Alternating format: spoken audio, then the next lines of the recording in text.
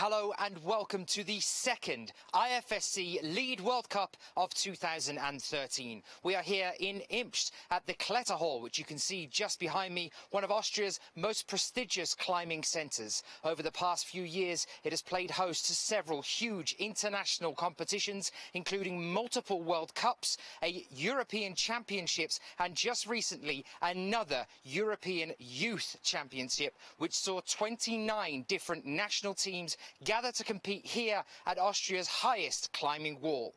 The outdoor wall itself is 22 meters high. It is home to over 200 different routes, some of which have an overall route length of over 28 meters. It sits in the beautiful Guggenthal Valley facing the Mutterkopf mountain.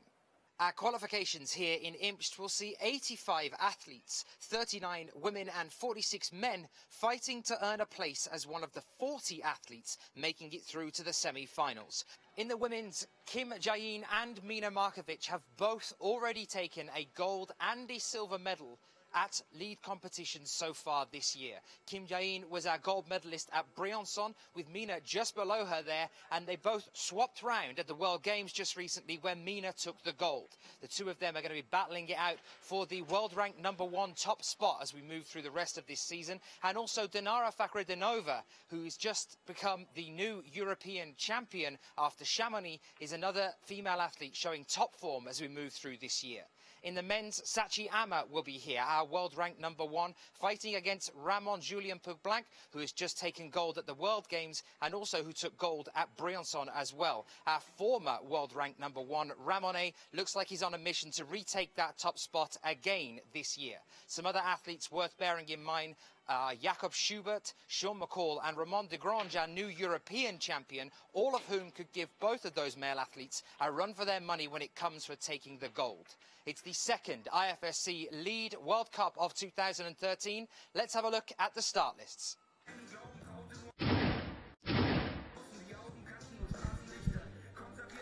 Well, good morning, and let's have a look at those start lists for you as we get ready to kick things off here with the qualification stage this morning of Imst 2013, our second Lead World Cup of the year. Welcome if you are joining us. Remember, as always, you can get in touch with us on Twitter using the hashtag IFSCWC.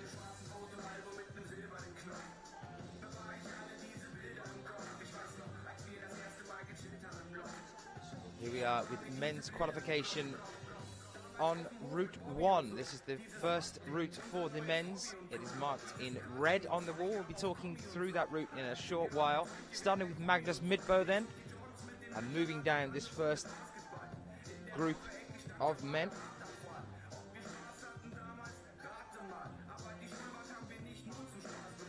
Mario Lechner and here Mikhail Chernikov. Sachi Ama, our world ranked #1, who I mentioned just a few moments ago. Remember as well that all of these athletes will be able to climb twice today. We start with all of our athletes having 2 routes to climb here. These are the starting orders for the first route for the men's. Jakob Schubert all the way down there. He'll be the last to climb in his group on Route 1 before it moves on to Orwechler, and this is Route 2, so Orwechler starts the climb on Route 2 for us today. Is the yellow, which we're going to be having a look on that wall in a few moments' time. There's Ramon, who's just won the World Games, and also a gold medalist from Briançon. As I mentioned at the beginning, it's looking like we have 2 athletes that are very much fighting for a comeback in terms of their world ranking. Mina Markovic and Ramon trying to get back on top of the world rankings in a position they've been in before. Here are some of our other athletes then. As you can see, a large contingent from Austria. They're allowed the extra few athletes as this is their home turf. Ramon de Grange there as well, our new European champion. And moving down until Magnus Midbo will then start on Route 2 after climbing Route 1. 85 athletes all in all. Sean McCall here as well. His first lead competition of the year for the IFSC. As well in the second group, it's Orwechler from So let's have a look at the women's now then. You can see the wall there in the background a little bit. You can see the weather coming in. It's looking like we might have some rain a little bit later on today. Hopefully that won't affect us too much. This is women's qualifications group 2. Starting on the second route for the women. Tina Johnson-Hassas kicking things off for us. Moving down this list then, Mathilde did exceptionally well in Briançon just recently, and also at the European Championships. Kathina Posh as well. Another one not to rule out, although very young.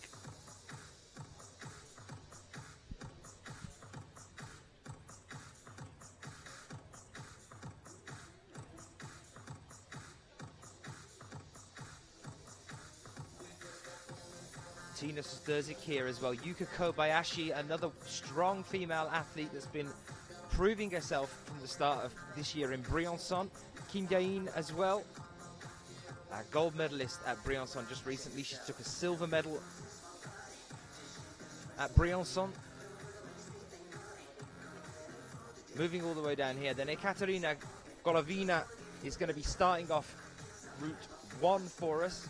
This is her position in terms of her order for Route 2 when she moves on to that one, but she's going to be starting Group 1. We'll have a look at that in a few moments' time.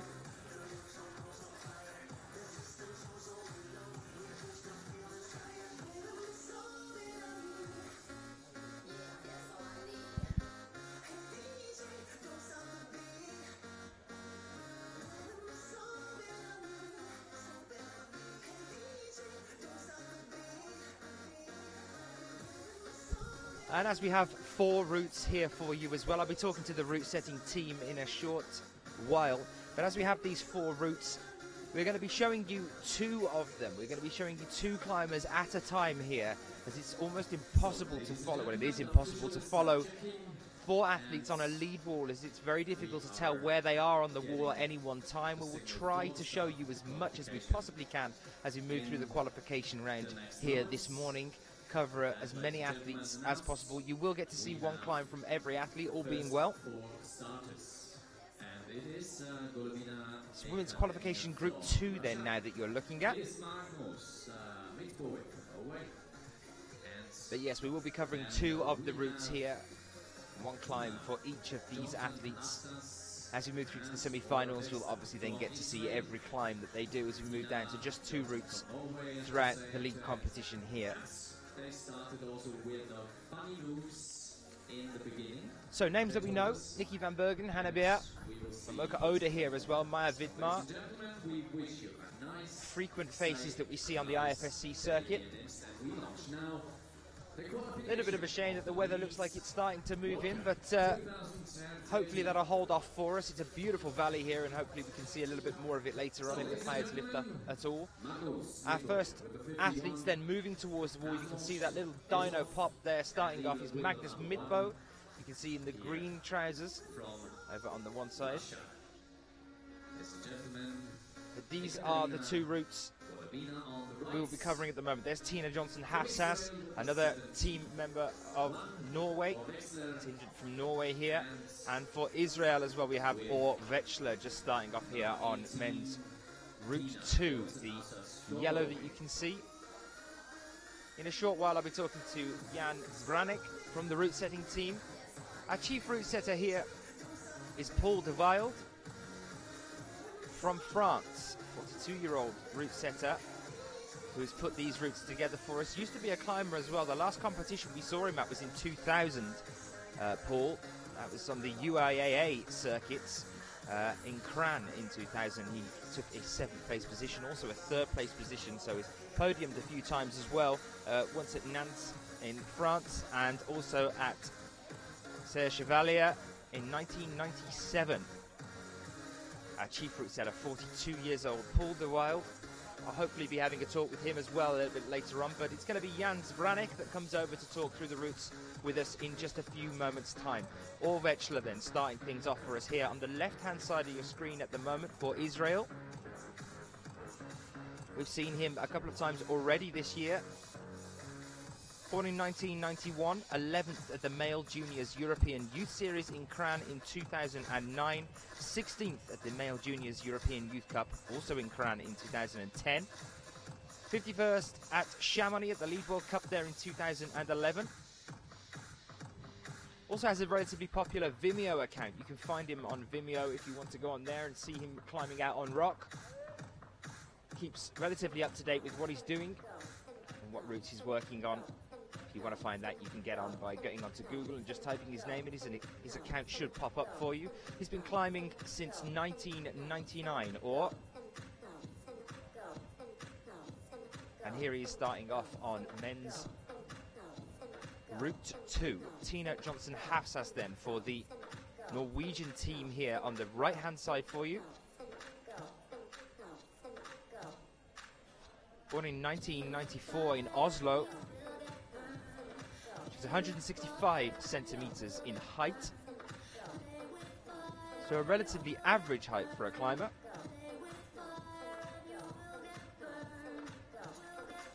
Actually lists Imst as her favorite competition area, favorite place to be and compete. Favorite training center is Tivoli in Innsbruck, which is only just down the road. She started climbing at the age of 12, competed in her first competition just 6 months later, and won the national championship in Norway after just 1 year of climbing. She came first at the Female Juniors Lead European Youth Cup in Kran last year, 2012. Also competes in some of the bouldering competitions that we do on the IFSC as well. She came 41st at the Women's Bouldering IFSC Climbing World Cup in Kitzbühel. That was this year. 7th at the Female Juniors Boulder European Youth Championship in Grindelwald. That was this year, 2013. And she also came first at the European Youth Cup here in Imst last year. That was the Female Juniors Lead European Youth Cup. That's probably why she listed this place as one of her favourite areas to compete. She has stood on top of a podium here before. Started to see quite a lot from this young climber. Just recently, she's on Women's Route 2 here now, the purple route. These qualification routes are not using the entirety of the wall either. Another interesting point for you, they do finish roughly 6 or 7 meters before the top of the wall. It's 21.5 meters overall in height, rounded up to around about 22 meters. But 21.5 meters in height, and I'm sure the route setters will be using all of that to their advantage as we move through into the semi-finals and the finals as well. We have semi-finals later on today for you here. A bit of a change of scheduling. Used to having semi-finals and finals on the same day. Well, for this competition, we're having the qualifications now, obviously, this morning. And then we're going to be moving, taking a short break while the route setters reset. And then the semi-finals will be later on this evening, kicking off at around 6:30 p.m. local time. You might be able to hear a round of applause in the background. And that was a top for Magnus Midbo. You can see him just flying past your screen there. We'll see him climbing a little bit later on today. Tina Johnson Hafsas still climbing here, and just starting off now on Route 2 for the men's is Ramon as well. Ramon Julian Poublanc, previous world ranked #1, 2 times world champion, 2 times European champion. Ramon, one of the best known male athletes in lead competition climbing around the world. One of the smallest athletes as well. 6 minutes climbing time, and it will announced by the officials. 2011 world champion. 2012 Rockmaster winner, as we just lose Tina Johnson Hafsas here. Going back over to Ramon then. Ramon, which means Little Ramon in the Catalan language. Born on November 9th, 1981, so another one of the older athletes here on the IFSC circuit. He's born in Barcelona, in Spain, and he's climbed many routes of a 9A, a 5.14D, and harder. Started climbing when he was a child with his parents. Competed in the senior categories from 2001.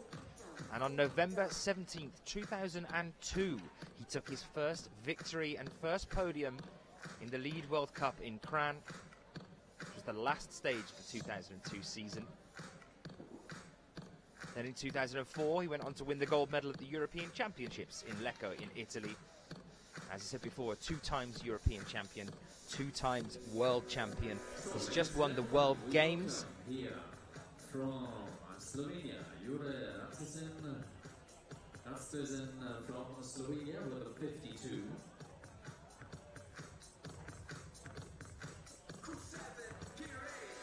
And we need to say, please prepare full of the black tape between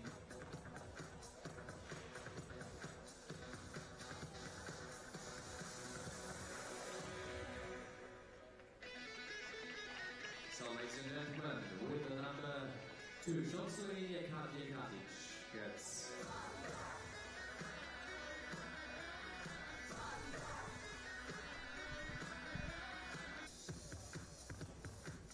And as always, guys, if you want to get in touch with us at all, if you want to start chatting and get involved with us here at the venue in Imst, if you have any questions for any climbers that might be moving around, or any questions to direct at us, you can get in touch with us on Twitter using the hashtag IFSCWC. In a few moments' time, I'll be joined by Jan Zabranek, who is one of the route setters here. He was our chief route setter at Briançon just recently, working with Adam Pustelnik, another well-known route setter.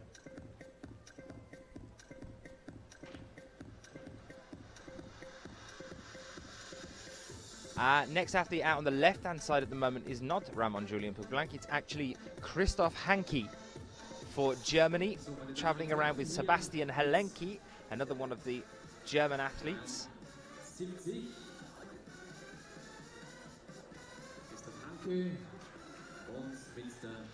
We've seen him at several World Cups over the past few years. Born in 1994, lives in Olching, 6th at the Male Juniors European Youth Cup in Cran 2012, 5th at the Male Juniors World Youth Championship in Singapore 2012, the competition down on the beach that we had. We also had the European Youth Championships, as I was mentioning earlier. They were held here in Imst just recently. And very shortly we'll be heading over to Canada for our World Youth Championships this year. You'll be able to catch us live over in Canada next week as we go through our World Youth Championships. We're talking to Commander, who's the main organizer there over in Canada. I'm watching some of the stars of tomorrow as they try and earn themselves a medal at the World Youth Championships. We have some previous World Youth Champions here with us as well today that are now competing in the senior category. It's definitely worth tuning in for the World Youth Championships. See some of the stars of tomorrow as they move through the competition there. Momoka Oda, previous World Youth Champion. Magdalena Roak as well. Sebastian Helenki as well is another one who's just come down from his first climb. This is his teammate we're now watching, Christoph Hanke, who's just adjusting himself a little bit here, looking like he's trying to find a bit of a better purchase before he moves up to the next draw. Ganz klar das Ziel vor Augen hat, und das ist hier die erste Route für sie. That's the first try for her, ladies and gentlemen, Maya Rima from Slovenia.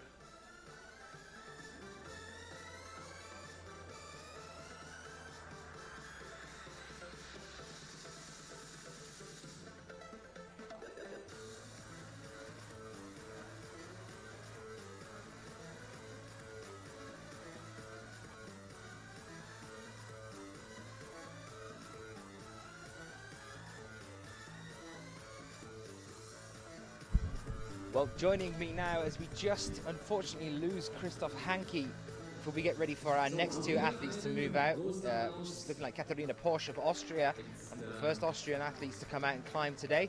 Is going to come and join us on her first climb here. As that's happening, I'm now joined by Jan Zbranik, who is a member of the route setting team here. He was the chief route setter at Briançon just recently. And Jan, you're going to talk us through the routes that we're looking at here on the wall today. At the moment, we're covering men's route 2 and women's route 2. So I think we start off with those ones and we'll talk about those in a few moments' time. How are you, Jan? Hello, good morning. Oh, I'm very good. So we start with the orange route. It's route number 2 for the male. The grade is around 8B+. It's really sustained, really hard. The style of this climb is it's very continuous. It never stops. You hardly can choke up. The holes are very similar, same size, very slopey, and it's short. It's around 35 moves, but yeah, you really can't stop. So that's the difficulty of the climb, I think. So it's a consistent endurance-based route? I think it's power endurance because it's so short. You can't say you get really pumped, but you get really exhausted, like physically, because the moves are long and the holds are very bad. So you can't hang, you have to really squeeze. We've just seen Ramon come off about 3 moves away from the top there. If you could talk about a crux on this wall or a specific point where you think it's going to cost most of the athletes, where do you think it would be? I think it would be, you know, the higher you get, the more tired you get. And because it's very continuous, I think the breaking point would be the black volume in the roof. When the athletes, it's not much harder there, but when they are tired and they have to start hanging on the slopey holes in the roof, it could be a problem. And we could see Ramon had fall there, so it's really hard. And the grade again for this one, for men's route 2? I would say it's 8B+. Okay, moving over onto the women's route then now, you can see Kathina Posh just starting off here on the purple one that moves along here. What kind of a route are we looking at here? This is similar style as the orange men's route number 2. The bottom is a little bit technical, so it's not so full on, but from the yellow volumes off, it's just long moves on slopey holes, so it's very similar to the orange route we described before for the men. And the grade is 8A+ or 8A. Okay, and the same question then for you for this women's route we're looking at here. If it's a similar continuous style of route, do you think it's going to be an interesting thing to see towards the top again, a lot like the men's, that they're going to be seeing most of the falls happening around there? Yeah, definitely. The holes are very slopey and it's very physical for the female. So if they get pumped in the section before, it will be really hard to finish it. They can't crimp. They really have to squeeze the slopey holes there. So you think there might be a possible disadvantage for this if it is your second climb of the day as opposed to your first, for the female and male athletes that are now starting off on route 1, and that these routes we're looking at here will be their second climb? That could actually be a disadvantage to them due to them being a little bit more tired after the first climb? It all depends on the weather. If it gets warmer, then on the slopey holes you can have a little bit less good conditions than the climbers at the beginning. But again, the morning humidity makes the holes a little bit wet. So, you know, like it can be good for the climbers to climb a little bit later on, but also it can be a good advantage, you know, to climb early in the morning. You never know. It depends on the weather. Just talking about what we're looking at on the first routes of each one, then men's route 1 and women's route 1. We're not actually currently looking at them right now, but if we were just to say a rough grade for both of those so that we can compare these first routes that we're looking at the moment to the routes on the other side of the wall, for the men's route 1, which is the red one we've got on the side, what grading would you give that one? The red one is grade 8B.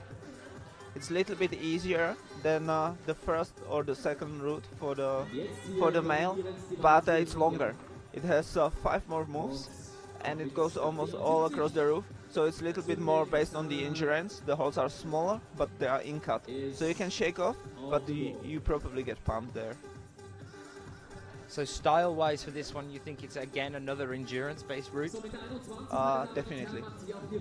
And then what about the women's, Jan? We've got Mocha Oda just starting off there on that route. What would you say for the women's? This climb is a little bit boldery. The moves are longer, especially near the top. They are dynamic. The holes are bigger, so they can shake off. But Yeah, especially shorter climbers, we are expecting to have little troubles near the top of the wall.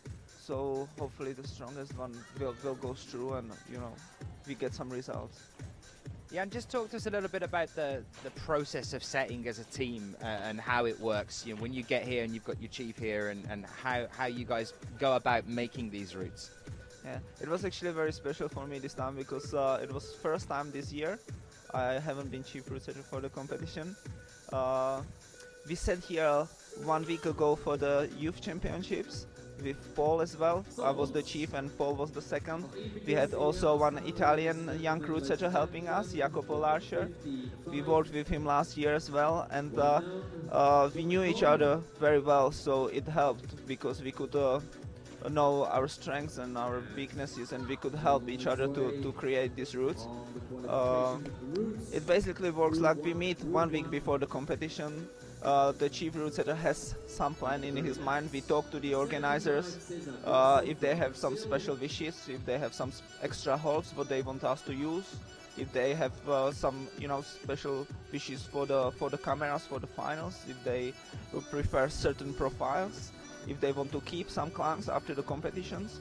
So we create the plan for the setting, and then we usually start with the final climbs because we want to be sure that the final climbs are ready and they are good. So we spend usually 2 days setting and testing the final climbs. And we are also fresh, so we have fresh skin, and they are the hardest climbs. After the finals are set, we keep them on the wall. We set the semifinals, which are similar grades but a little bit different style because we have not 8 climbers but 26. So the beginnings is a little bit harder, and it's more continuous. And well, after we test both climbs again, compare the semifinals to the finals, and after we have no skin left and we are sure that the climbs are ready, then we start with the qualifications. So we have like 2 days before the comp to set the qualifications, including the forerunning, which we do the day before. Do you ever tailor to the athletes that you've got coming along? I mean, you tend to know a few days beforehand. I know that you'll have started with the final routes by then, but do you ever look at the list of athletes that are turning up and think, oh, okay, I know that person's style, I know how they climb, there's a high likelihood we will see them through to the semis or the finals, maybe we need to think about changing this route in any way? You don't think, or me personally, I don't think about the athletes, I think about the route, about the grade.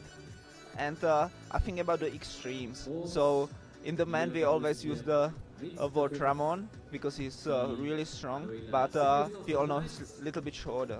But he's super strong and talented climber, so we don't want to disadvantage him in a specific move.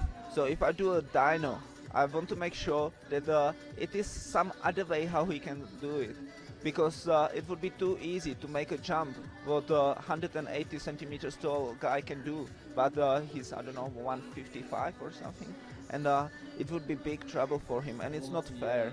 So yes, we think about this, but we are not thinking about Jakob or Magnus, or because they have all specific styles, and we are trying to mix the styles into one climb so it doesn't favor one climber. So we're currently watching Jana Shereshneva up on the wall here. She's moving up into a more slopery sort of section. There's a couple of pinches I can see there as well on the right-hand side. This as well, you said, is another endurance style of route. Do you think that there's going to be a problem or anything, an interesting development as we're now having the semi-finals as well on the same day as the qualifications? It's quite a lot of climbing for them. Do you think that might cause some difficulties for them later on during the day if they get through?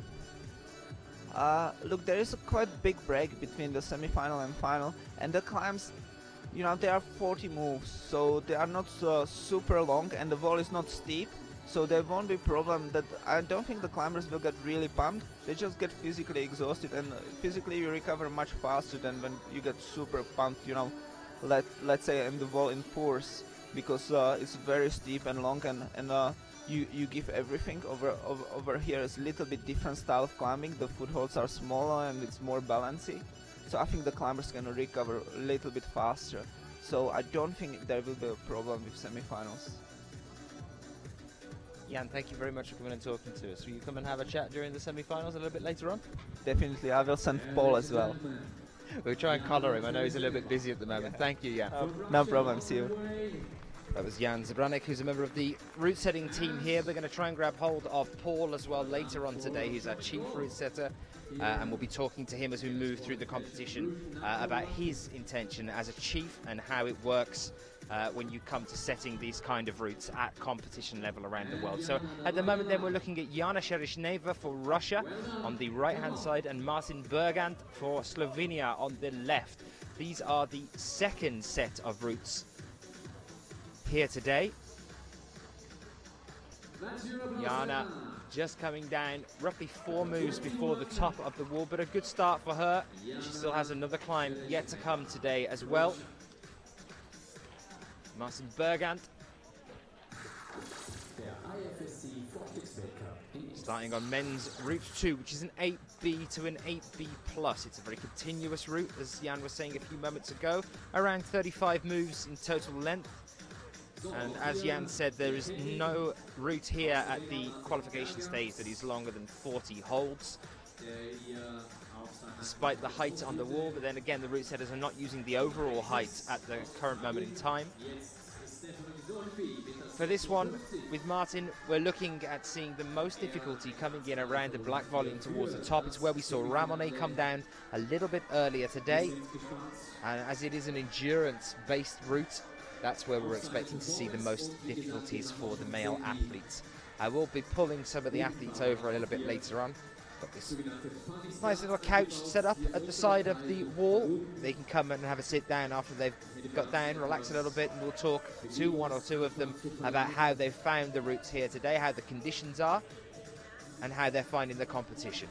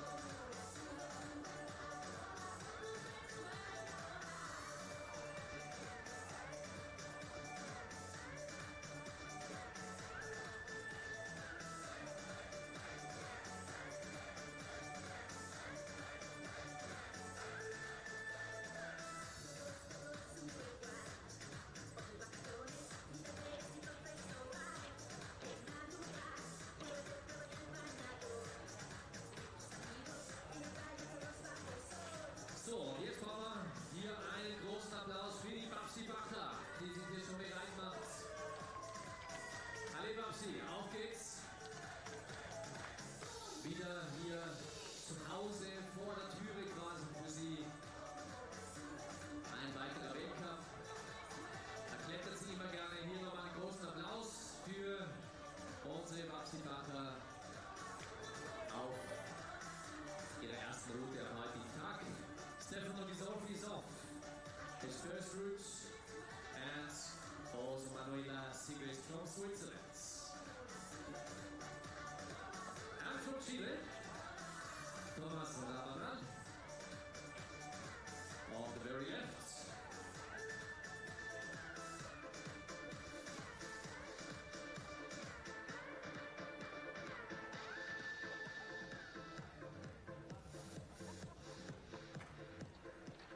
And welcome Miho Nonaka here from Japan.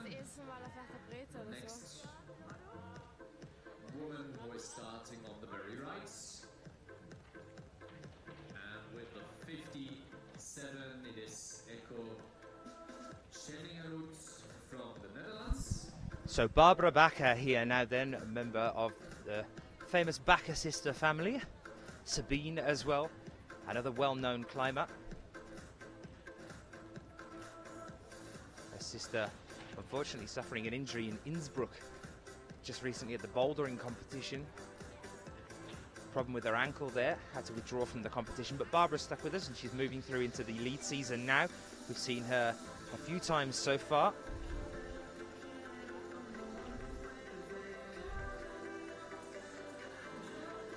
From Langenfeld, she's been climbing for 20 years, this athlete. She started in 1993 at the age of 10. Her first international competition was in 1996 in Ravenna in Italy, where she came 10th. Imagine now, the first competition you're competing in, coming in 10th, at a height of 159 centimeters and a weight of 48 kilograms. Also a fan of swimming and jogging. A lot of these athletes take part in multiple sports, keep the strength up. And Barbara is no exception. She's generally an all-round athlete. She loves most sports. She came 8th at the World Championships in Paris in 2012. Last year, that was at Bercy. 5th at the Women's Lead International event, which is the Rockmaster Arco, which we have coming up a little bit later on in the year as well. But that was last year. She came 5th. She also came 4th at the Speed event that year. Interesting to see athletes that specialize in lead bouldering also coming across and trying speed. We saw quite a few of them trying that at the European Championships, as they were going for the overall category as well, which means that at the European Championships they don't just compete in their specialist category or discipline, they also compete in the other two as well, going for the overall title of European Champion, which means that these athletes will climb lead, speed and bouldering to try and get the overall title there. We saw Dmitry Sharafutinov, very, very well-known boulderer, climbing lead just recently and also trying the speed, and it wasn't half bad at speed either, considering that the male athletes do the speed route in around 5 seconds. 5.88 is the current world record for that. Dimitri put in a time of just over 7, I believe, which was a personal best for him there. Barbara Backer here now, moving over to the halfway point. This is the point we were talking to Jan about a little bit earlier when Jana Sherishneva was on the wall. Moving into a few pinches and some slopers as she heads towards the main roof section. We'll see her getting there in a few moments' time.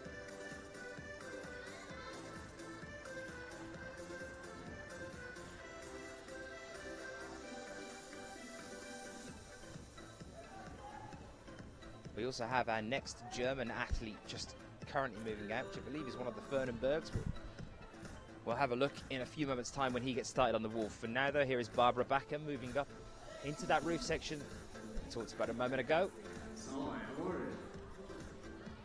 But the beta on these routes seems relatively straightforward. The athletes don't seem to be getting into any sort of trouble in knowing what they have to do. It's just doing it that's costing a few of them. They have, of course, all seen the routes as well. They get a video demonstration from the route setting team so they can see what they are supposed to do when they're up there. Barbara just switching into a drop knee here so that she can clip in on this next draw before pushing into the roof section itself.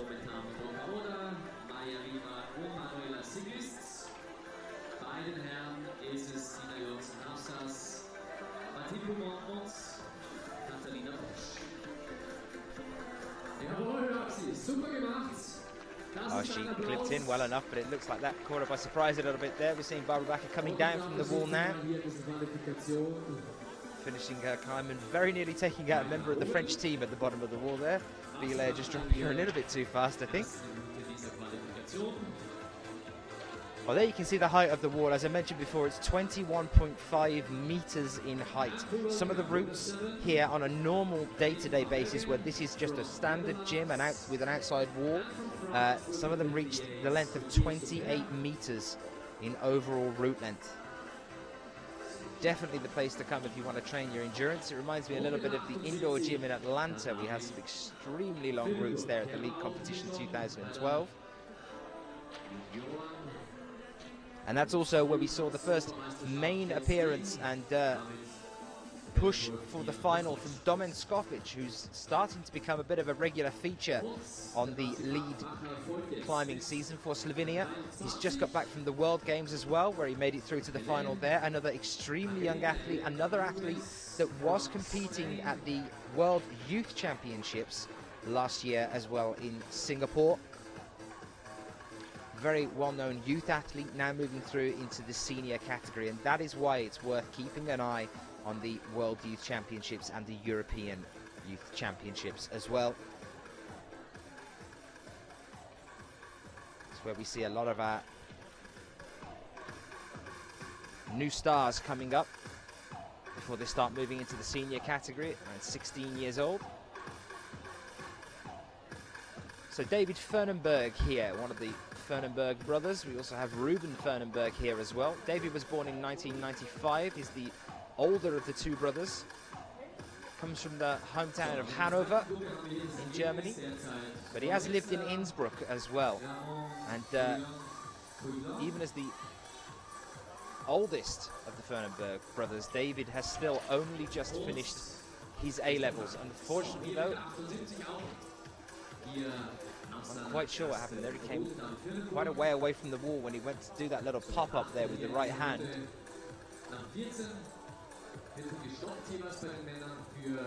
He won't be very pleased with that one at all. Still another route for him to climb, though. Qualification after 40 climbers for the cleaning.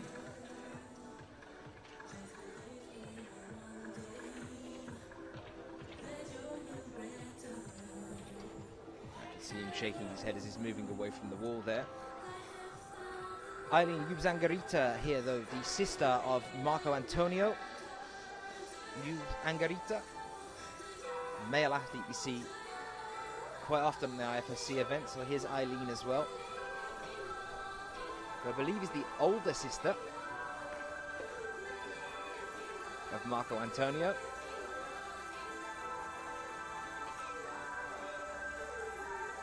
Born in 1982, came 42nd at the Women's Lead European Championship in Chamonix this year, 47th at the IFSC Climbing World Cup in bouldering in Kitzbühel this year, and 46th at Mion at the Bouldering World Cup in France this year as well. So we've seen her on bouldering circuits, and now she's moving on to the lead. Eileen Yubzangarita for Spain, just starting her first climb of the day.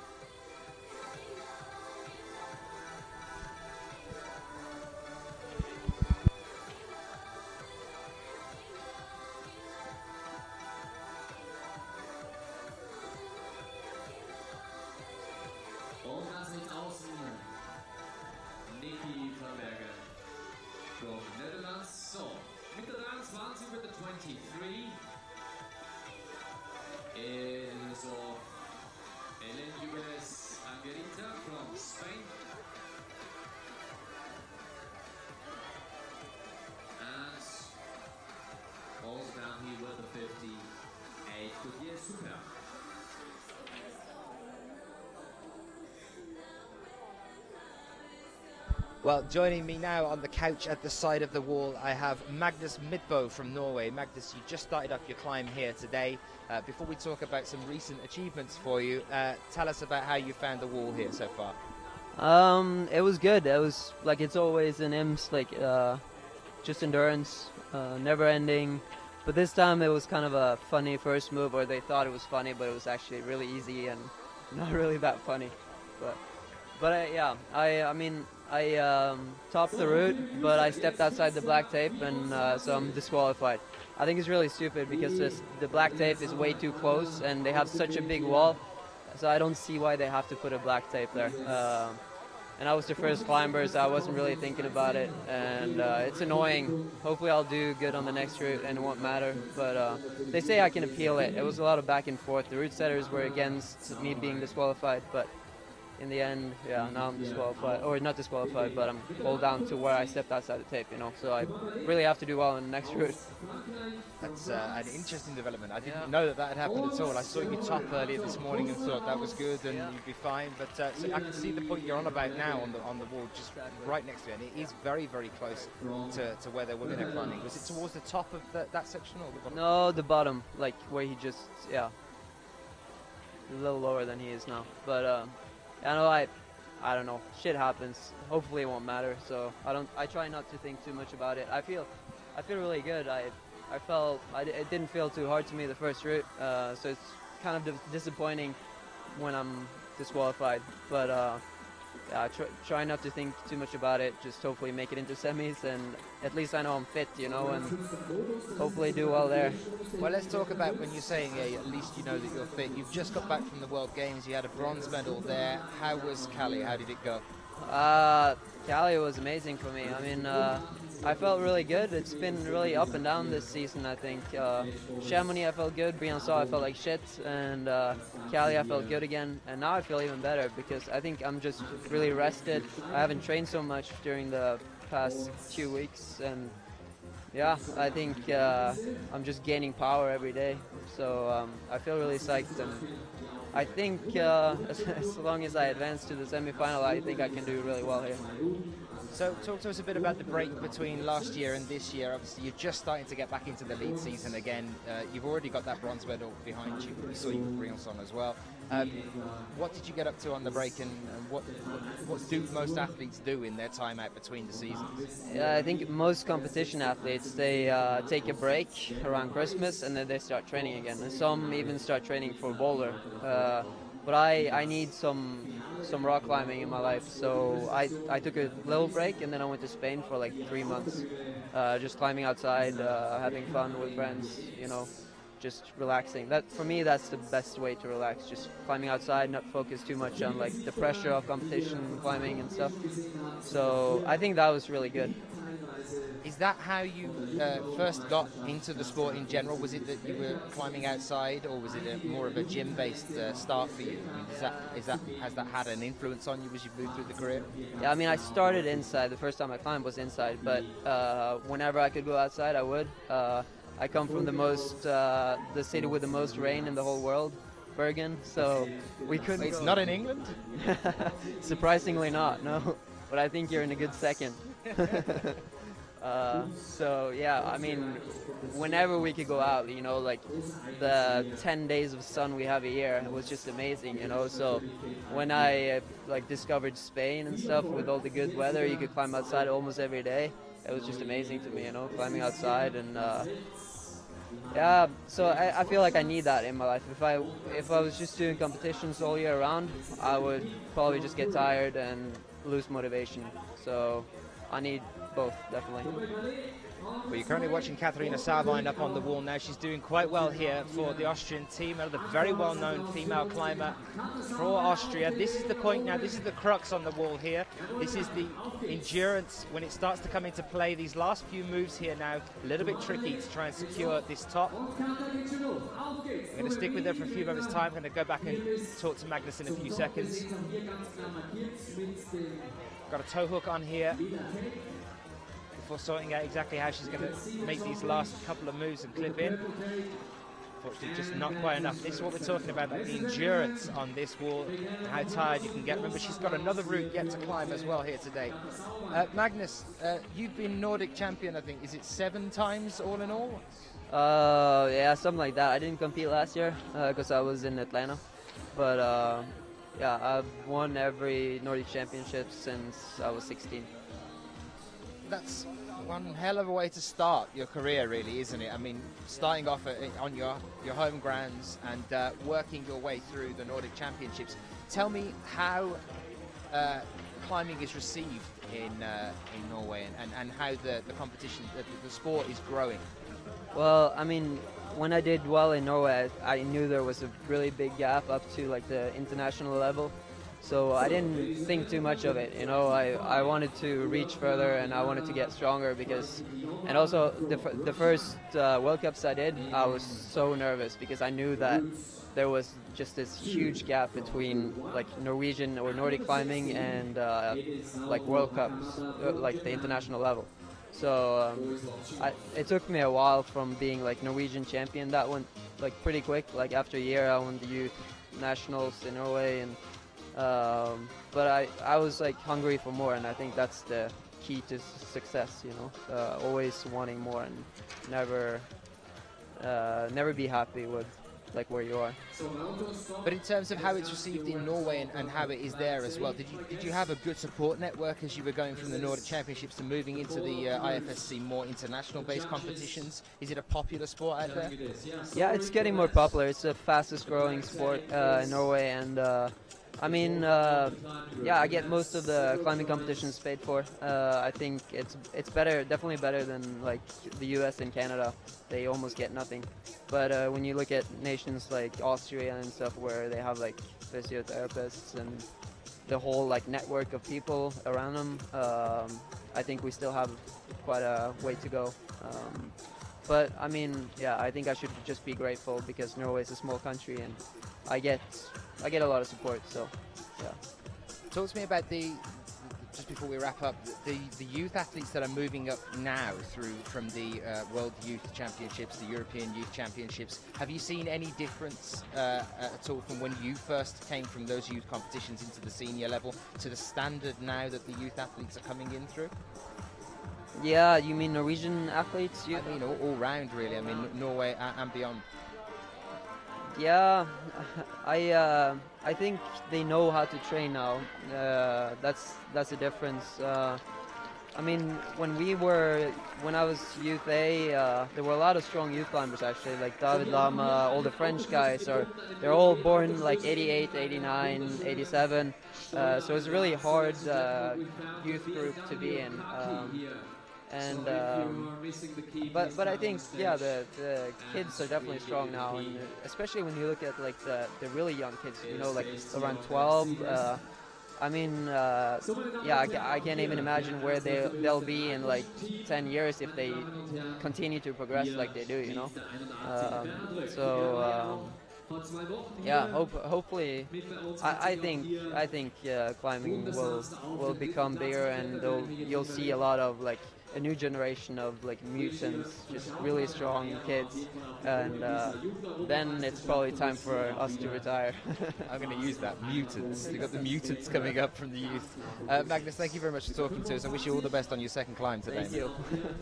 That was Magnus Midbo for Norway, just coming over to have a brief chat. Now going back over onto the wall, then we have Dinara Fakhridinova, our new European champion from Chamonix earlier this year. She's putting on a very, very strong show this year, a definite increase in terms of standard for her from 2012, moving into this year as well. We saw her all year last year having what we coined as the curse of 9th place, just missing out on that spot in the finals, very frequently coming in 9th.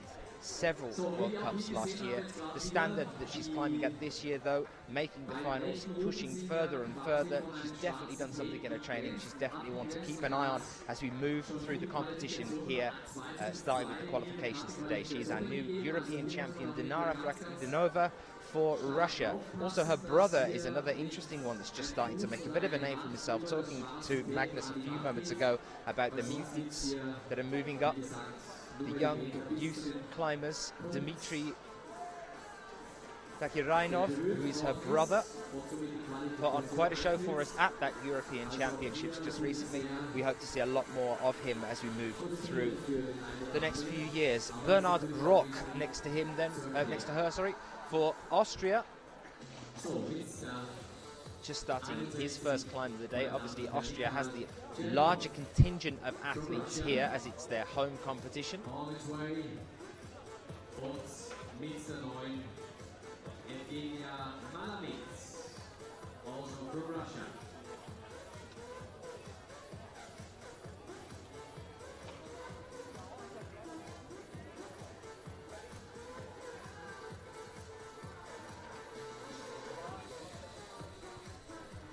We have a very ominous grey sky looming over us as well. We're hoping that it won't rain later on.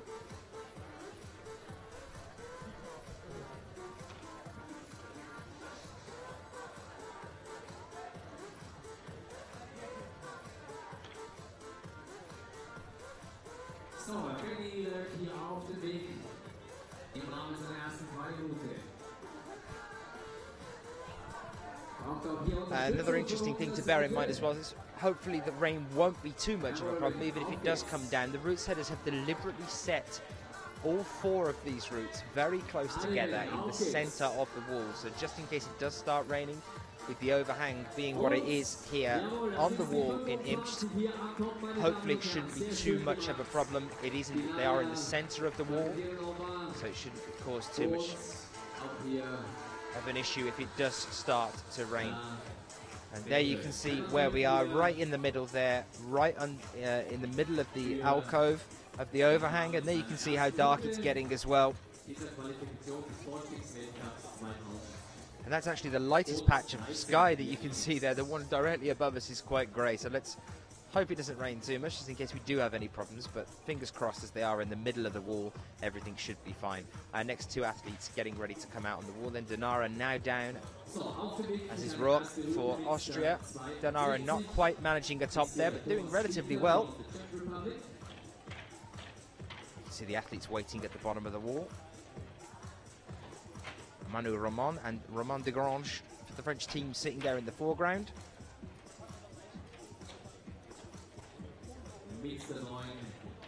Mario Lechner there as well for the Austrian team, trying to keep his hands warm. Temperature has definitely dropped here. With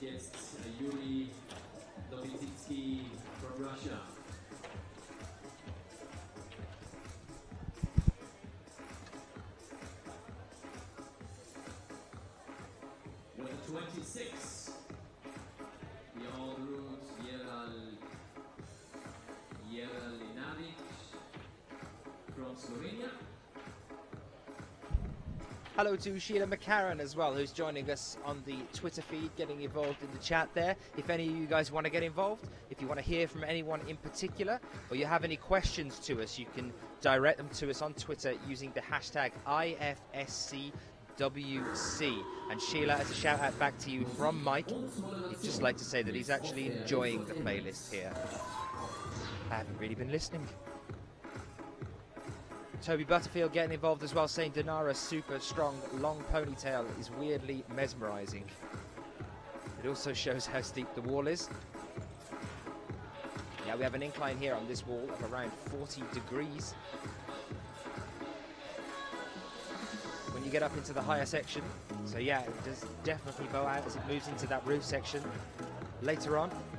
It is a magnificent wall though, it dominates the landscape around here, and we have this sloped grass verge just in front of us where the crowd can come and sit down and watch, get involved with a large seating section there as well. Sure to see a huge turnout as we move through into the semis and the finals tomorrow night as well, so please do come and join us as well for the finals.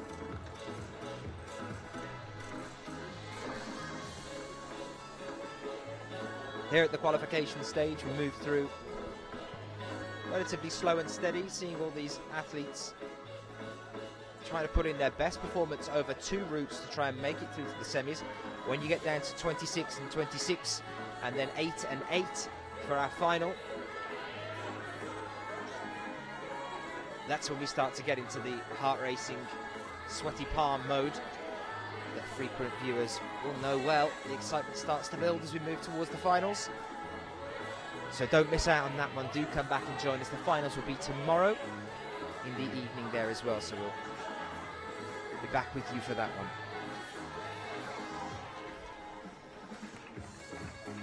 So, Mix 62, Thomas Victor.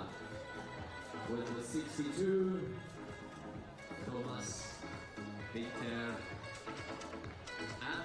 So, women's Route 2, you can see here, Jera Ledenic for Slovenia. Working on this one. She's currently on the 26th and 27th hold. She's matching there, taking a bit of a pause before she pushes up to that yellow volume that's just above her, 2 moves away from her, which is the 30th and 31st.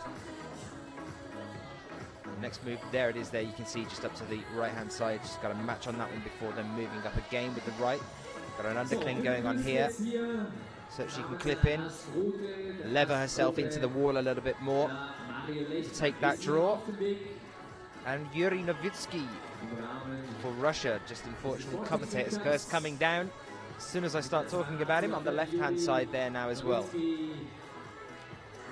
Jera Ledenic looking relatively comfortable at this stage. Here's the pinch section on the wall, those 2 purple ones that you can see. The collection there, she's starting to move over to the left hand side now. Born in 1995, she came 3rd at the Female Youth A, the Under-18s European Youth Cup in Kran in 2011. Unfortunately though, not getting any higher than that. up to around 31 plus 32. Well, actually, no, sorry, do apologise. She was up to around 39 there, actually, on the wall, of a total of 50, 51. So Jan was fibbing to us a little bit earlier when he said none of them go past 40. We have 50 to 51 holds on this women's Route 2, the purple one. Yera has just worked on, and 41 on men's 2, which is the yellow route just next to them covering at the moment. As Mario Lechner, you can see, for Austria, climbing there with the green top on, the highest point on the wall at present. I believe that's Catherine Chung for Switzerland, just next to him on the far right-hand side there as well. For France, though, just starting off is our new European champion, Ramon de Grange. Just starting on men's Route 2.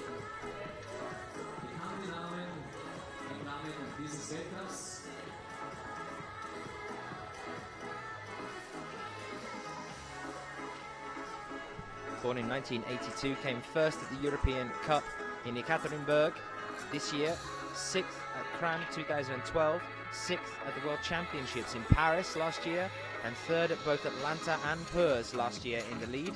Took the gold medal at the European Championships in Chamonix just recently to make himself the new European champion. For France on home turf. Here he is now on the left-hand side of your screen, climbing next to Giulia Alton of Italy. Born in 1996, Giulia, 51st at the Women's Bouldering IFSC Climbing World Cup in Kitzbühel this year. 39th at the Bouldering World Cup in Innsbruck this year. 5th at the Female Youth A Speed European Youth Cup in Pieve in Italy in 2012, 21st at the World Youth Championship in Imst here in 2011, and 7th at the European Youth Cup in Veliko Tarnovo, Bulgaria in 2011. Giulia Alton for Italy, now climbing on the right-hand side of your screen as we move through our qualifications here today.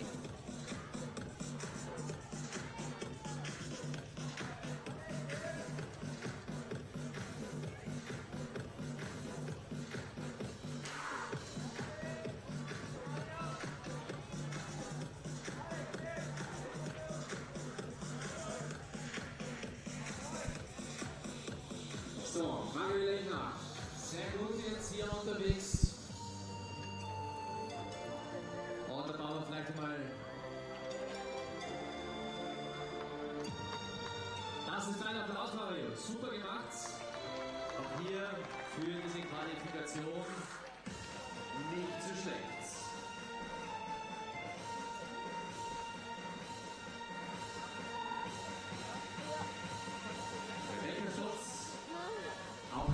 So, still to come later on today, then the semi-finals later this evening at 6:30 p.m. local time. We'll probably be with you a little bit before that to say hello and get settled in, talk through who has made it into the semi-finals. Bit of a shocker for Magnus Midbo earlier, having an issue with his first climb. He's going to need to put in a good climb later on today. Checking and stuff. Well done.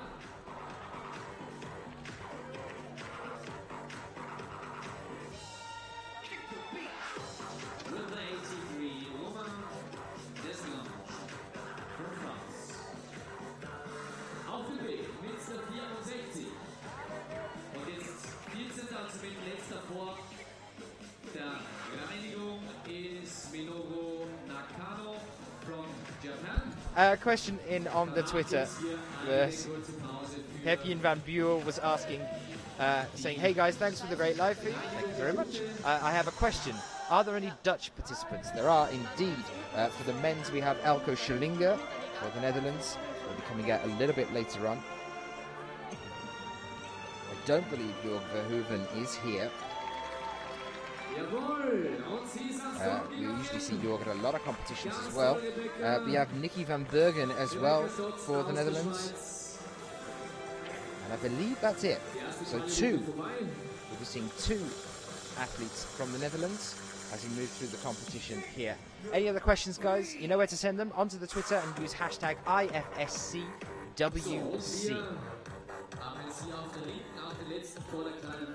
Toby Butterfield saying, hypothetically, how far above a skipped draw could a competitor climb before being disqualified? It's an interesting question, Toby. I will pitch it actually to an IFSC delegate if I can find them, but I'm pretty sure that if you skip a draw on this, you are disqualified from that point onwards because it just isn't safe. Even if you miss one and clip onto the next one, you wouldn't be able to have anything above the point of the skipped draw. That would be your overall score of that route. Much like Magnus Midbo had that issue earlier today for crossing some of the black tape. Despite the fact that he topped the route and the black tape is right at the very start of that route for the men's, Magnus's score, so far as it stands, as far as we know, is standing at that point where he just crossed the line there at that one. So I'm not entirely sure whether athletes would be called down necessarily, but their score would definitely drop down to at least the point where they missed that skip draw. It just isn't safe. They are put at regular intervals throughout. So hopefully, Toby, that answers your question for you as well there. Nice to see Sport Climbing Australia joining us as well. Support from you guys. Looking forward to seeing Cam and some of the team over at the World Youth Championships in Canada next week.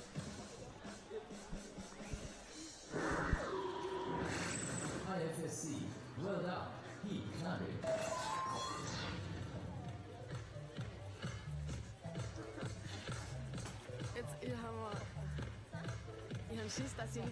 And if you want to get involved in the chat for that one as well, if you want to come and join us, or if you want to just start putting out a bit of hype for the World Youth Championships, you can do that on Twitter by using the hashtag IFSCWYCH.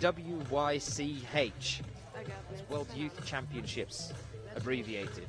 IFSCWYCH. You can get in touch with Commander and some of the team over in Canada to talk about what we can expect to see when we get out there in just a week's time.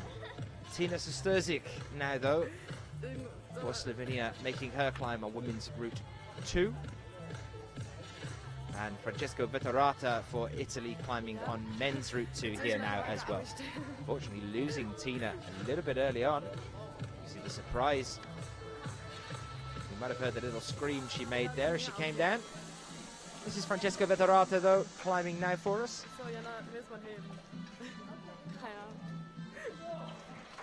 For Italy, born in 1992, came 16th at the IFSC Climbing World Cup in Kranj 2012 and the IFSC Climbing World Cup in Perth in 2012 as well. He was World Cup ranked 19th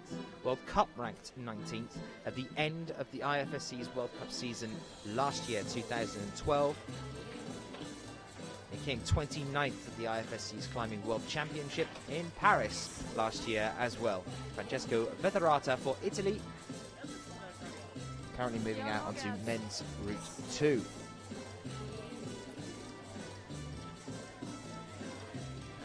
So we welcome number 29 from Russia.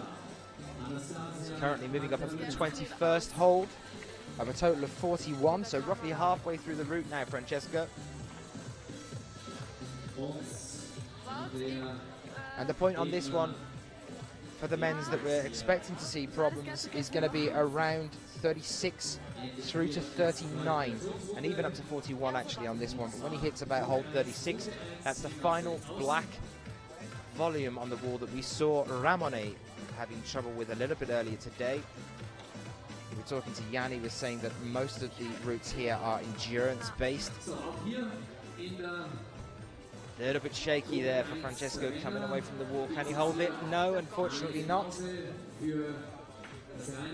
That was around the 28th hold for him there. Looked like he secured that, so that should give him the 28th as an overall score.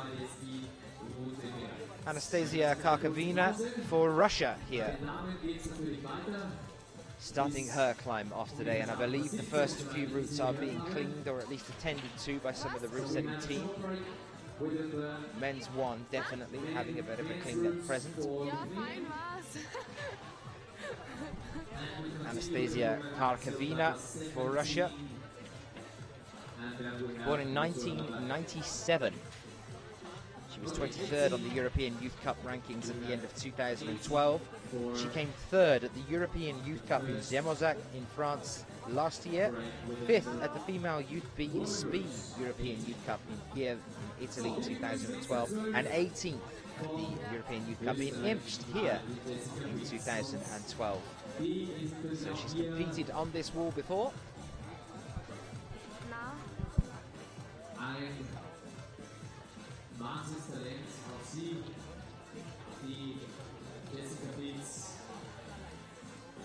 unglaublich erfolgreich hier im Austria Cup, zum Beispiel Vorstieg, erste gewonnen auch hier in Austria Cup in Allein zum Beispiel, oder eben auch den Bundessenioren Cup dort in Mitterdorf, und wie gesagt die Youth Europameisterschaft von 26 eben hier in Leeds hat sie hier für sich entschieden.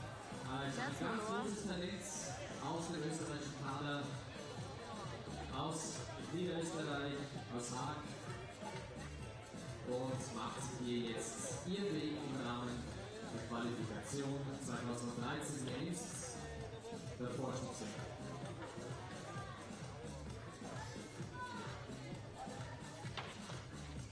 Auf dem Weg der Damen hier nach wie vor mit der 29 Anastasia, Kathina, and she's off.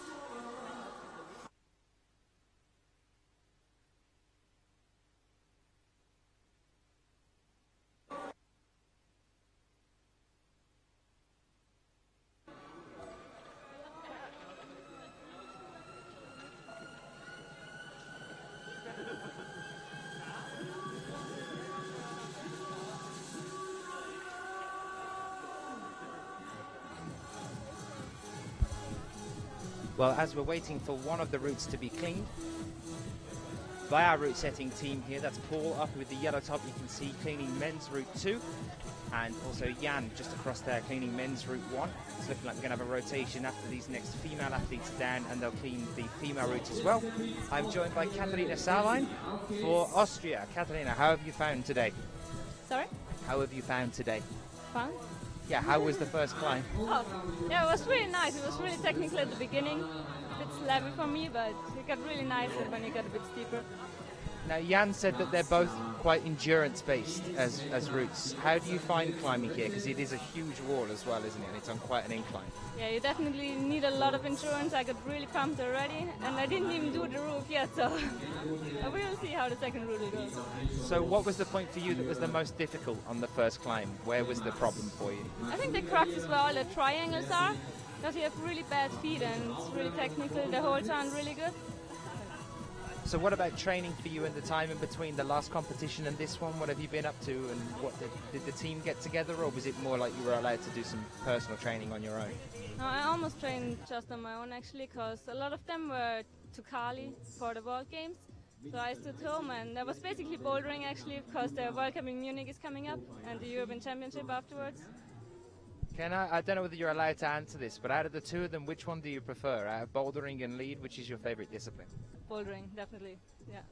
Yeah, I'm not going to say my one on that one as well. I'm going to just keep nodding at you. What is it about bouldering you think that kind of gets you going? I think it's just a bit more fun. Like, it's more being together in a group, climbing together. I don't know. You've done very well this year as well on the season. You've got Munich coming up as well. How did you get into the sport in general, and what made you gravitate more towards bouldering? Did you start lead climbing and then get involved with bouldering, or was it the other way around? Yeah, I did start with lead climbing. I climbed lead for like over 10 years, I think, and then I just got a bit bored with it, and I started bouldering, tried some comps, and it was a lot of fun, so I changed really quick to bouldering then. So, where is your local centre? Where is it that you train? Because I mean, obviously you have here if you wanted to come over to Imst, but is it Innsbruck around that area that you're based, or is it Tivoli? Where about? Normally I train in Tivoli kind of all the year, but sometimes I come to Imst, especially before the Lead World Cup sometimes. I've been here quite a bit before Briançon and Chamonix. And the average week for you, if you're out of the season, or if you've got a little bit of time off and you're at Tivoli and you're training, what does it consist of? Do you each have personal trainers assigned to you? Actually, when I'm off season, I'm trying to get outside as much as possible, climb on a rock and try it. But if you're training for the season and you're at the gym, do you have your own trainer assigned to you? Yeah, I'm training with Reini Scherer together, but he's basically just writing a plan for me, and I train on my own or in the group with Jakob and all the other boys. Do you do a lot of other training outside of actually just climbing itself? Do you do things like cardiovascular and things like weight training or anything like that? I'm actually really kind of lazy, you can say. Like, I'm only training on the wall. I'm not running or biking or anything. No, I can see the advantages of that. I mean, you don't necessarily have to do the other things. I mean, if you're training to be a climber, it makes sense that you're climbing in its way. Do you find that a lot of the other athletes differ in their training regime, like people like Jakob and some of the other female athletes like Kathina Posh and Magdalena Rock? Do they tend to do the same thing as you? Do they train only on wall, or do they tend to mix their training? Most of them are just training on the wall, actually. I know some competitors from the comps from other countries who run a lot or do a lot of weightlifting as well, but I know. I really like climbing, so I prefer training on the wall and don't do any weightlifting and stuff. For you, when you are able to get out on rock, if you could think of one place that you'd like to be, or the best area for you that is the best crags or whatever, where would you say that was for you? I actually really like America. Hueco Dangs and Bishop were awesome, and I hope I'm coming back this winter. That's the first time I think anyone from Europe I've ever heard answer that one. It's usually either Font or somewhere in Spain, but America, interesting. Do you go, I mean, obviously you prefer bouldering. Do you find the Vale and Boulder area quite a nice place to go out as well? Yeah, it's a nice place. I spent there like only 10 days last year after the World Cup in Wales, and I really enjoyed it. Well, you got another climb yet to come, so I'm going to let you go and get settled and get back into stuff. Will you come over and chat during the semis, maybe, if we see you through? Yeah, sure. Kathina, thank you for being with us.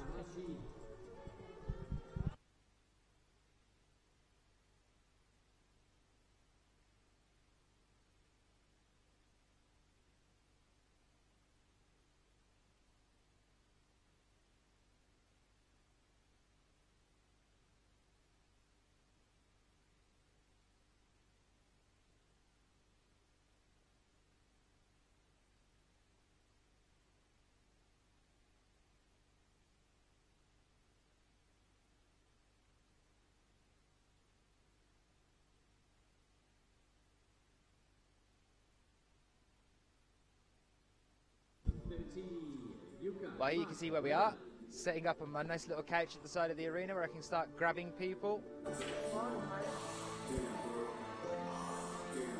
There we go. Here I am at the couch at the side of the arena. I'm going to keep trying to pull people across as we move through the day, trying to talk to as many of the athletes as we can as we move through this first section on the wall here, and we'll get talking as we move along. Remember as well, if you want to get in touch with us, you can do so. You can get in touch with us here at the couch by talking to us through Twitter using the hashtag IFSCWC. Also as well, I'll try and keep that on and in mind as we're talking to some of the athletes. If you have any specific questions for anybody in particular, do send it in to us wherever you're joining us from, and we'll do our best to try and track them down and have a bit of a conversation with them as well.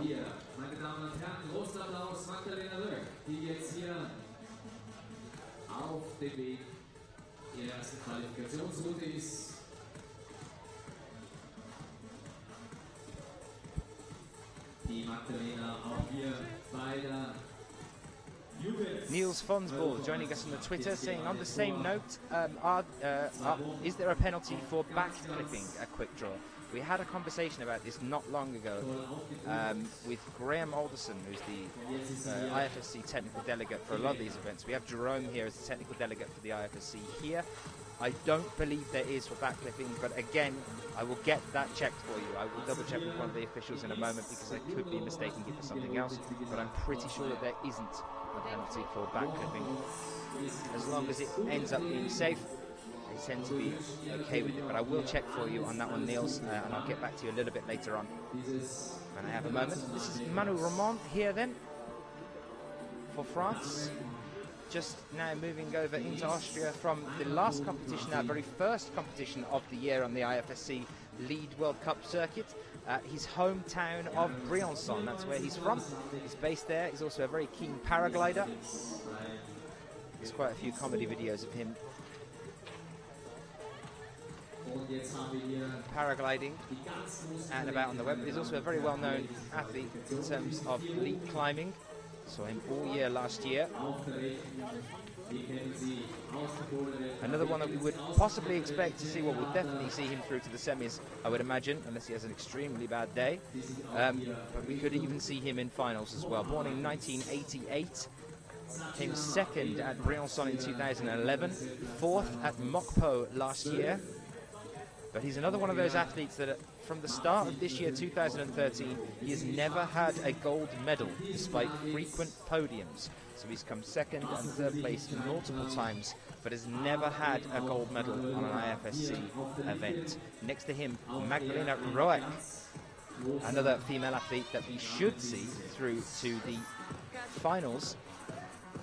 Very, very strong young athlete, born in 1994, specialises in lead climbing, but has been a member of the Austrian national youth climbing team since 2008. She was the youth world champion in 2011. Again, like I was talking earlier, that's where you see some of the stars making a name for themselves. They moved from the youth world championships and the European championships onto the senior circuit, start to make a name for themselves there. We have Mocha Oda here, who's another one of those. Kathina Posh. She won the 2011 European Youth Series and also took the bronze medal at the IFSC Climbing World Championship in Arco 2011. She has had 18 podium positions. That was between 2009 and 2011 alone on the European Youth Cups and in other competitions. 12 of those 18 podium positions were gold medals. She was World Cup ranked 8th at the end of 2012. And that's talking at a senior level. Ladies and gentlemen, well done. Come on, you're safe to talk. Come on, Magdalena Roek for Austria.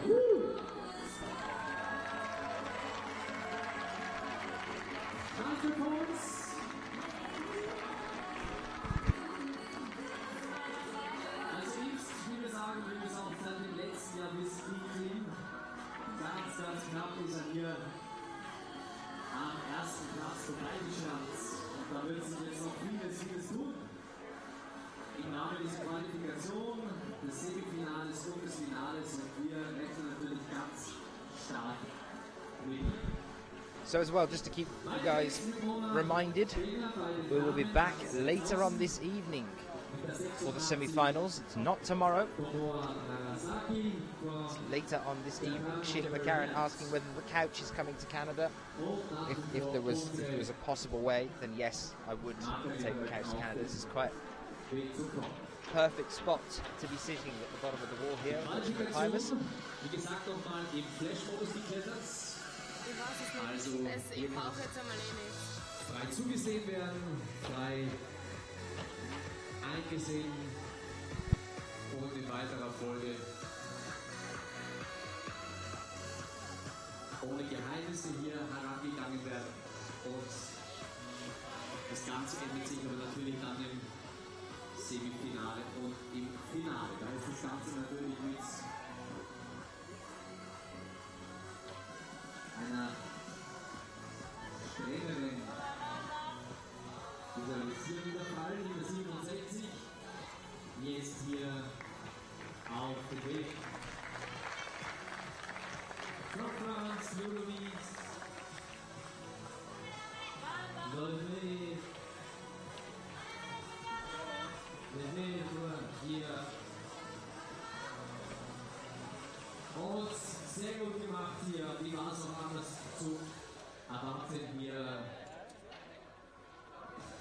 Katharina Posh gegangen im Rahmen dieser Qualifikationsrunde.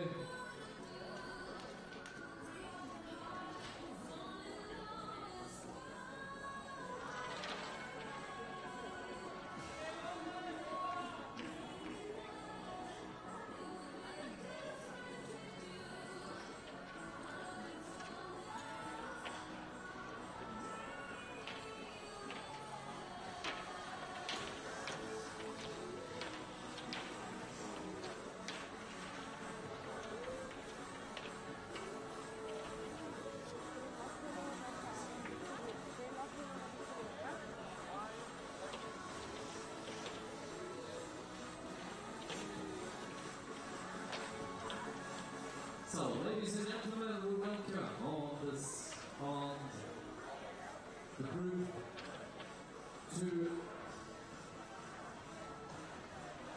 and the group number 1 here, weighing number 67.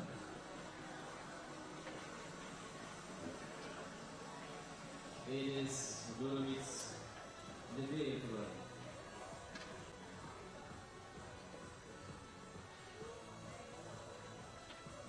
Und wir begrüßen aus dem österreichischen Kader mit der 87, der Lukas Küpp, der sich auch hier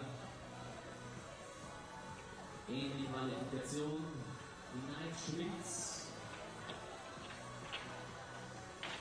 Und weiter geht's bei den Damen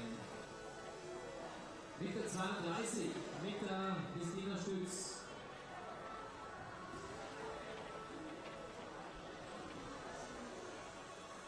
Die auch hier für den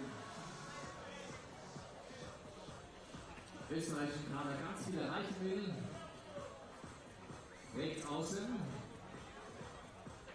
Auch ein bekanntes Gesicht in der Wettkletterszene, Helene Janicot from France.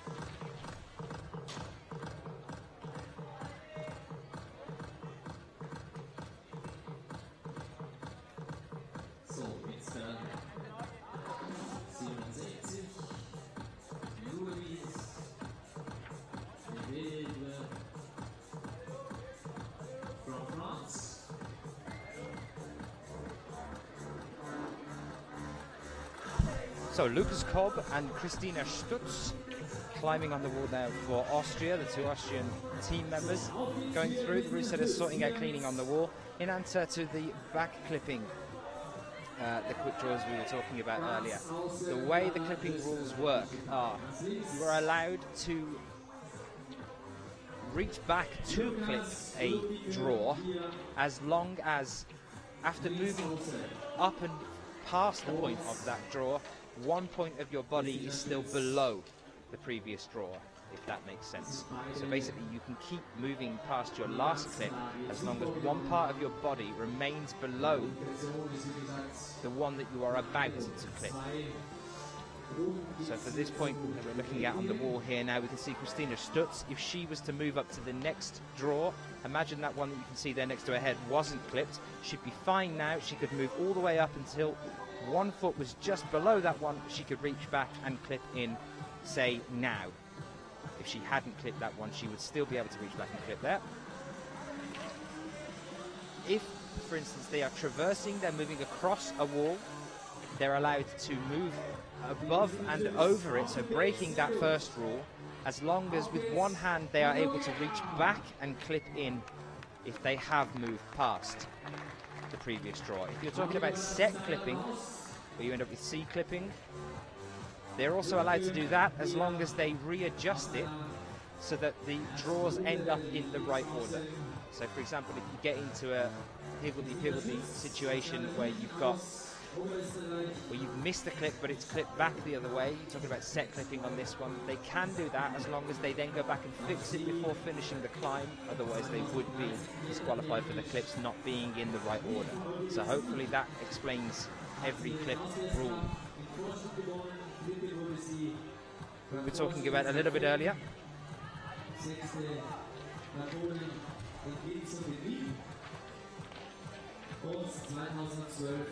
And there you are, IFSC's had a direct response for you saying, as far as we know, there are no penalties for backflipping, but we'll double check on that. Hopefully that makes sense to everybody. There are a couple of rules to bear in mind when flipping comes into play, but the main overriding rule of all of them is that they just must be in order. You can't miss one, they have to be in order. If you end up with a set clipping situation, you have to go back, readjust it, sort it out so it's in the right order, and then you can carry on climbing. There's no penalty for that other than it might cost you a little bit extra time to sort it out.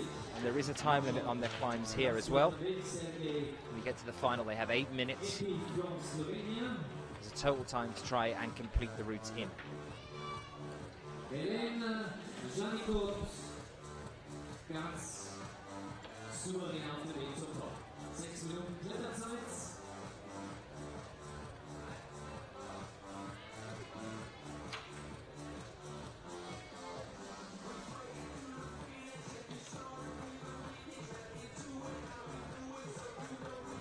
Rob LeBreton getting in touch with us on Twitter saying Friday night climbing and cricket to watch. Life is good. Dan, say hi to Jan for us. I will catch him in a few moments. He's off doing route setting things.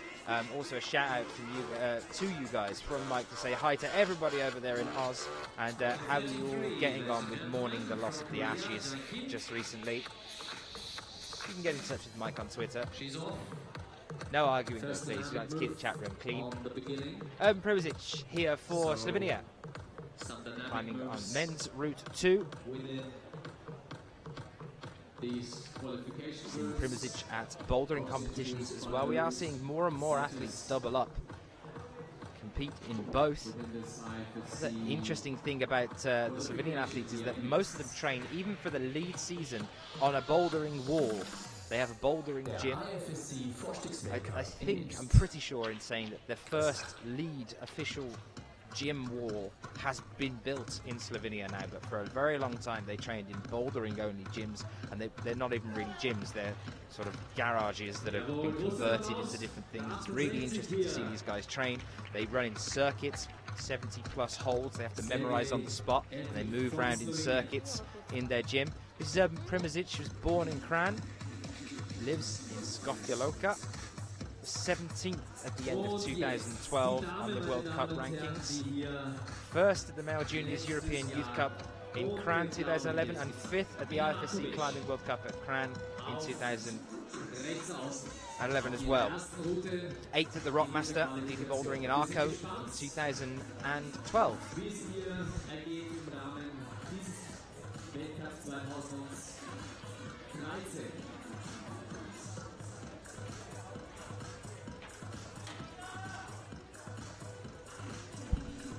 Urban then very nearly taking out Kim Jae-in as he came down from the wall. She's got a concentration face on, completely locked into the moment. Kim, a lady who needs very little introduction. She took the gold at Briançon just recently. She's our world ranked #1 for Korea.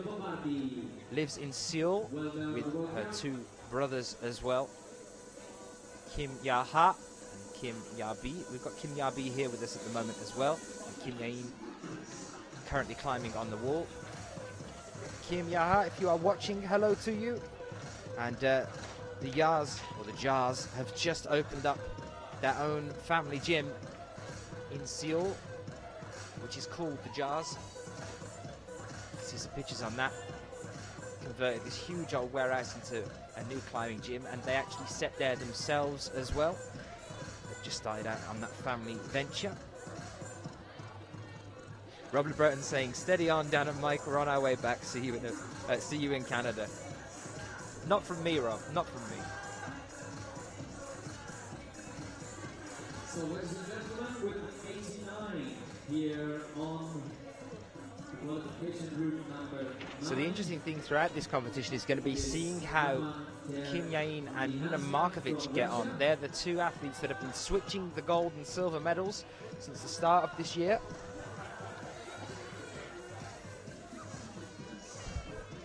We saw Kim take the gold, Briançon and Mina take the silver, and then just recently Mina Markovic taking the gold medal at the World Games and Kim Yain taking the silver. So they're fighting it out, bearing in mind as well that Mina Markovic used to be world ranked #1. She's not anymore. It's nice to see a bit of friendly competition going on between some of the best climbers. Armin Termanesen on the left-hand side of her then, hit his first climb of the day for Russia. Armin, born in 1992 in Moscow, still lives in Moscow. 6th at the Men's Lead European Youth Cup in Ekaterinburg in Russia 2013, so that was this year. 9th at the IFSC Climbing World Championships in Paris last year. 13th at the Men's Lead Climbing World Cup in Imst last year. So made it through to the semis here last year. No final for him though. And 66th on the World Cup rankings at the end of 2011. Armin Termanesen for Russia on the left-hand side, and Kim Yain, incredibly graceful climber, on the right-hand side now as well.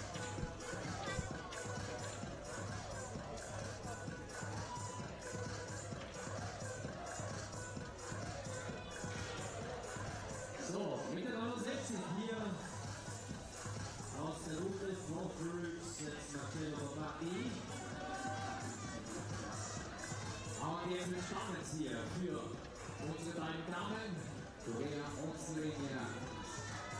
Russia on the very left.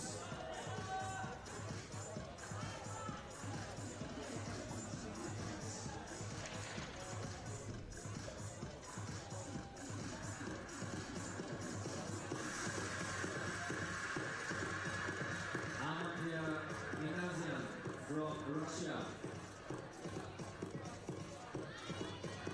It's first qualification groups.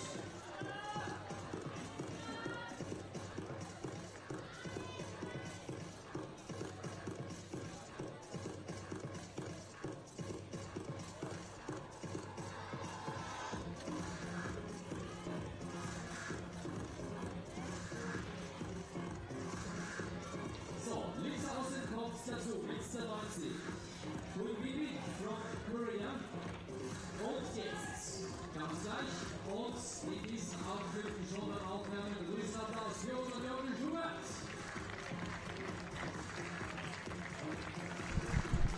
Next athlete out for the men's will be Min Hyun-bin of Korea. Finishing up her first climb of the day. She gets a little bit of a break now before we start off her next climb in a few moments' time. Magnus Midbo, I can see, has just been warming up next to us. It's going to be interesting to see Jakob Schubert coming out last here on his first climb. There he is next to Kim Yain.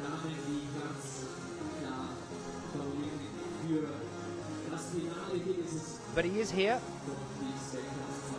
and we'll be seeing him on the second route a little bit later on today.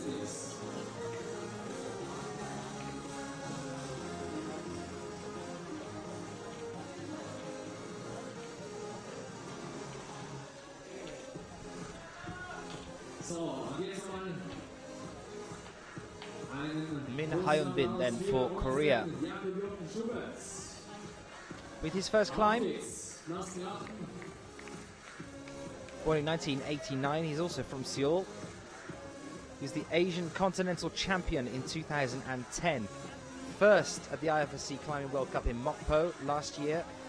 Made practically every IFSC World Cup lead final in 2012. Was 6th at the Climbing World Cup for lead in Inzai last year. 8th at Crange, Briançon and the World Championship in Paris last year.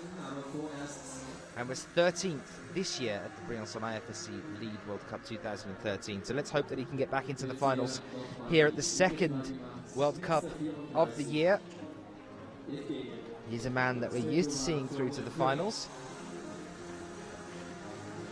It's looking like we're getting ready for our next female athlete from the Ukraine here as well now, which will be Evgenia Kazbekova. There she is on the right-hand side of your screen.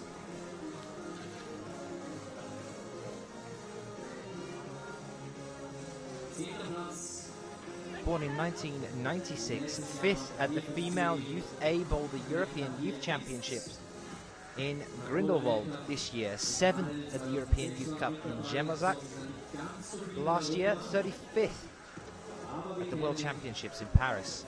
That was in lead climbing as well. And 6th at the World Youth Championship in Singapore last year. Competes in all 3 disciplines, this athlete for the Ukraine. But another one of the young athletes that's starting to move up from the junior category and into the seniors. She was competing in the World Youth Championships last year, as well as the World Championships. Hopefully we'll be seeing more of her as we move through the next few years.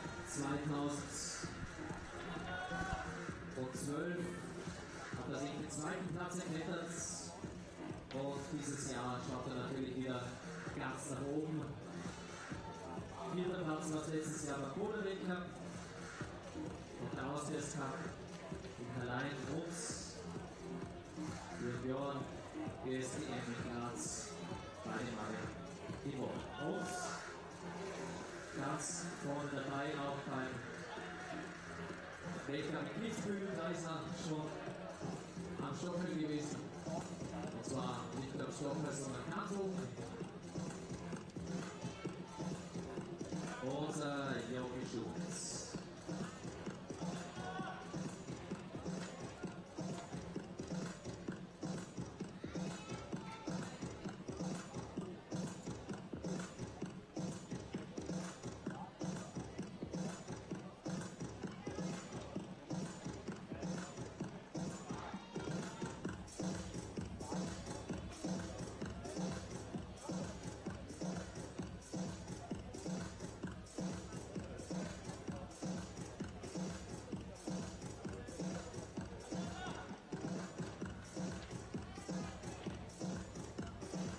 Auf geht's. Jogi Schulz.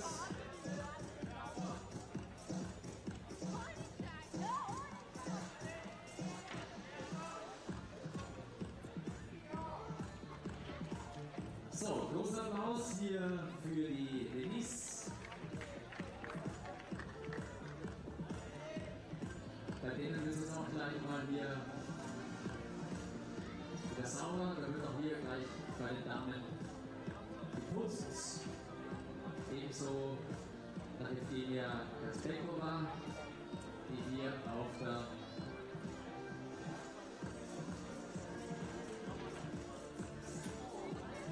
nach dieser Qualifikationsrunde auch hier unten noch allgemein Quiz.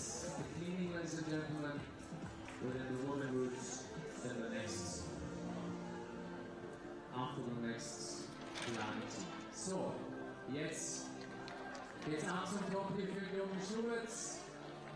Geht's der 90 aus der Route raus für die. Thank you for your performance. So, Jogi, auf geht's. Ab zum Top. Jawohl, sauer, wie wir es von ihm gewohnt sind. Die Ruhe weg und schon so viel Routine bei den internationalen Sachen. Auf Weltcup, in Polen, in Lied oder auch Europa- oder Weltmeisterschaften. Er ist immer mit dabei und nicht nur dabei, sondern ganz so wie jetzt. Still with Evgenia Kazbekova here. She's up to the 36th hold on women's route 2. And as soon as I start talking about it, she comes down. I believe she was actually up towards the 38th there. at that moment. That round of applause you might be hearing in the background was for Jakob Schubert, who has just topped his first route. We'll be seeing him a little bit later on today. Einer derjenigen mit dem nächsten Namen dieses Weltcups, Daniel Merino from España.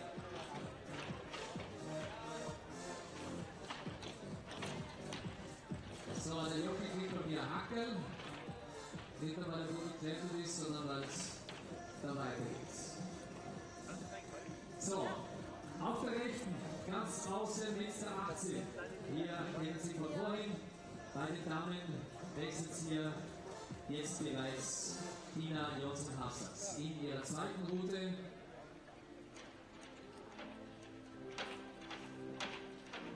Hier wechselt sie eben.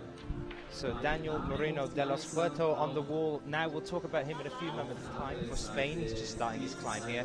But the athlete you've just watched was just come down from his climb. Min Hyun-bin is now joining me in the commentary booth.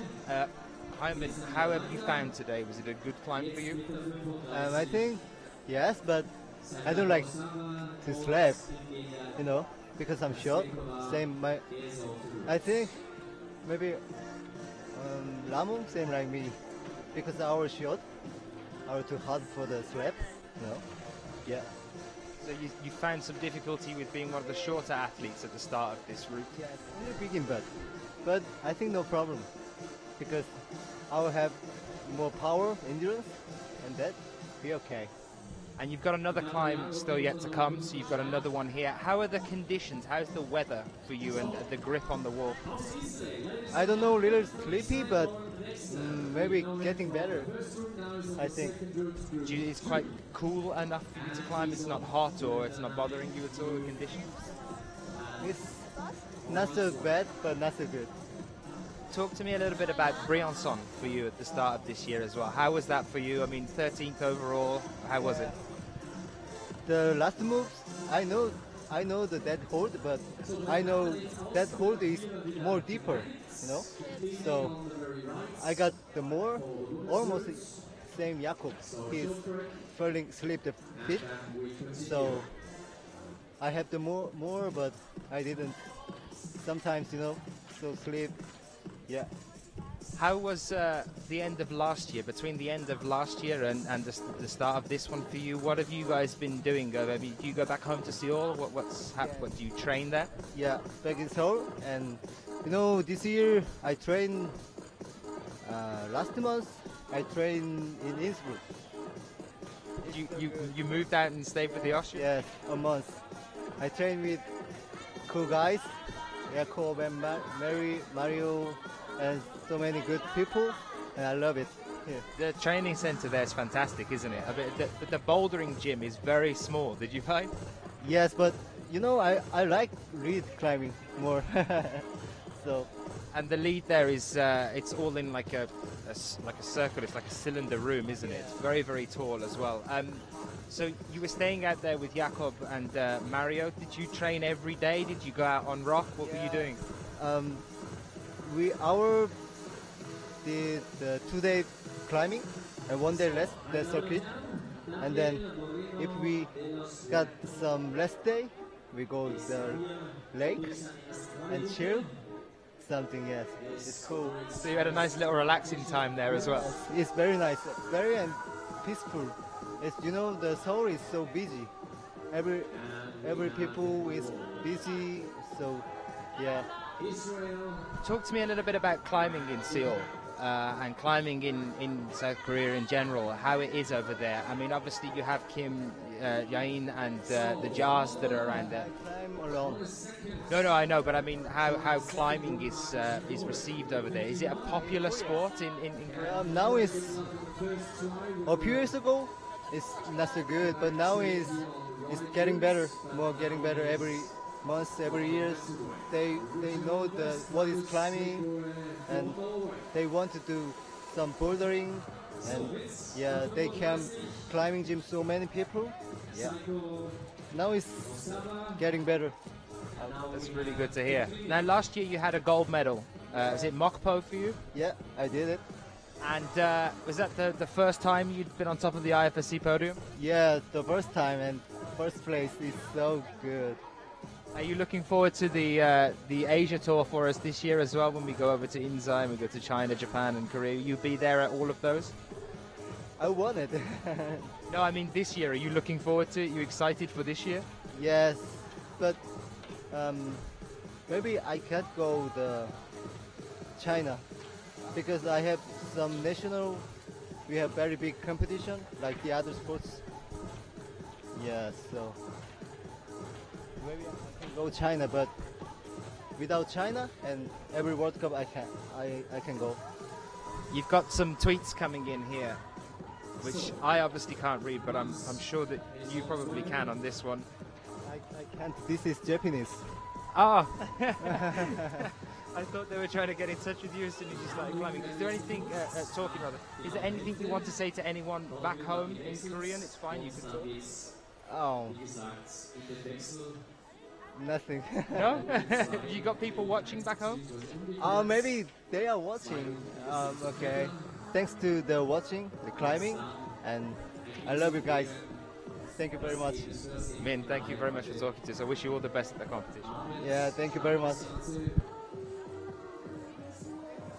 Und dann wird sich zeigen, wer hier ins Finale einziehen wird. Morgen um 19 Uhr die Qualifikation.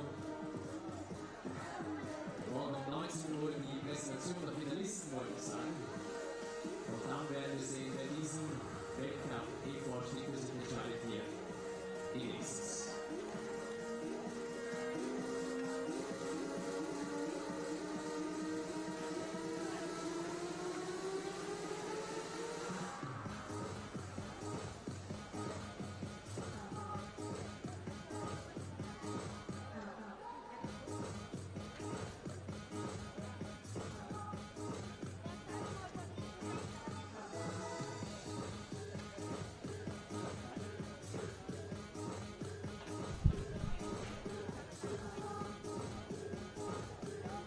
Oh, so we have Anakovic Nikolay saying why we cannot see the other route. In answer to that, Anakovic, The IFSC leads World Cup is because you should be here. That's why. We're stopping you from watching the other route deliberately because you should be down here. No, I'm of course joking. The reason we're only covering the one side of the route here at the moment is because if we were to take it onto a quad screen for you, which we do for bouldering, would be jumping around quite a lot, and it's almost impossible, practically impossible, to tell where the athletes are on the wall when you end up with 4 screens. So for this one, we're just covering the 2 routes of the qualifications. You will see every athlete climb, but we're covering these 2 routes, which is the second set of routes. And here is Magnus now, who had the unfortunate circumstance earlier today of going over a bit of black tape at the start of his first climb, which we didn't see, but here is the climb that we are now watching with Magnus Midbo. We had to chat to him earlier today. I wish him all the best of luck as he now starts to push towards the top of the wall. So you are also going to see every climber twice today who makes it through into the semi-finals, remember as well, but we will make sure that you see everyone at least once during the qualifications by sticking to these 2 routes, and that's why we're doing it here at the moment. So hopefully that answers your question. Really nice to speak to Min Hyun-bin about climbing in Korea, how he is and what he's been up to. He's been training with some of the Austrian guys, Jakob and Mario Lechner over in Innsbruck just recently. He's got a climb a little bit later on today as well. Magnus then putting in a very, very good effort on his second climb. Is it going to be enough to see him through to the semi-finals? Is that disqualification from the first climb going to stand? Will there be an appeal? We'll wait and see. Find out about that one in a little while.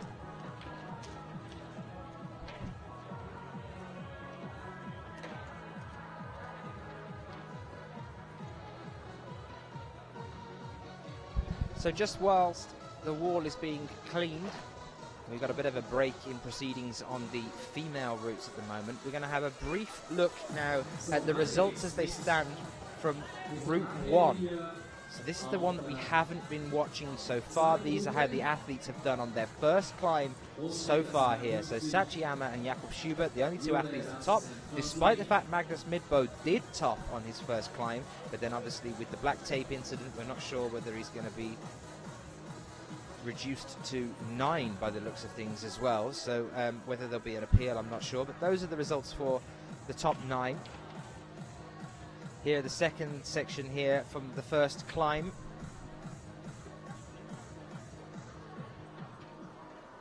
Or Veschler, who is just about to start off on men's.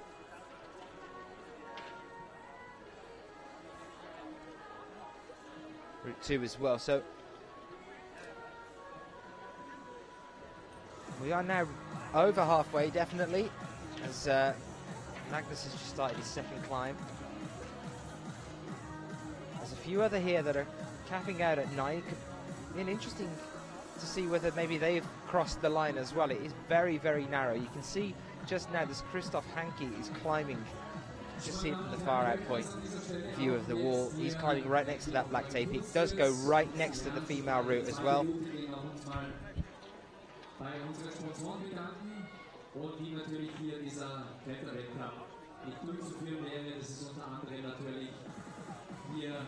Die IFSC, unsere Partnerklasse und natürlich die Institutionen, der österreichische Wettbewerbsverband, der österreichische Alpenverein als quasi Aussicht auf Veranstalter. Dann natürlich auch der Alpenverein ins Oberland, der da mit dabei ist. Dann natürlich das Kletterzentrum Imst und natürlich der Familie Knabel, ohne die würde es natürlich nicht funktionieren, das Ganze. Und großes Dankeschön natürlich an die Sponsoren. Jura Stresen here now then for Slovenia. The Slovenian contingent is here to compete, quite a few of them actually.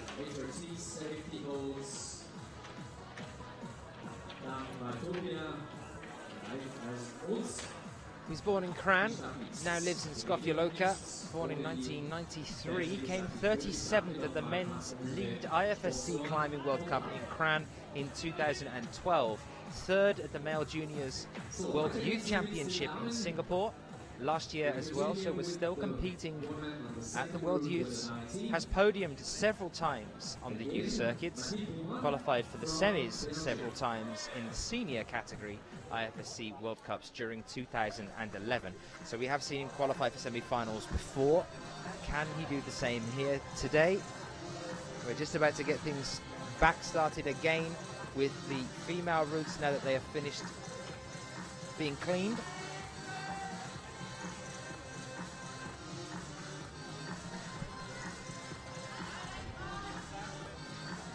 Yeah, unfortunately, not so great there. Big swing down for him as well.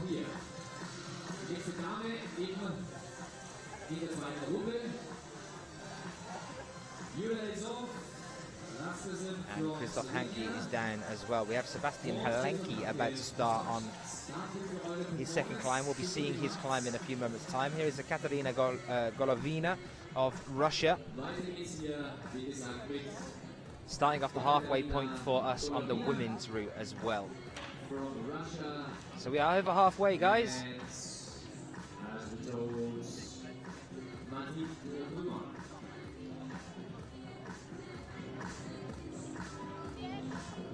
Anakovic Nikolay saying, got it, thank you, no worries. Any questions any of you might have, do remember you can get them into us on the Twitter using hashtag IFSCWC. Anakovic saying, I wish I could be there. We wish you were here as well. Come down.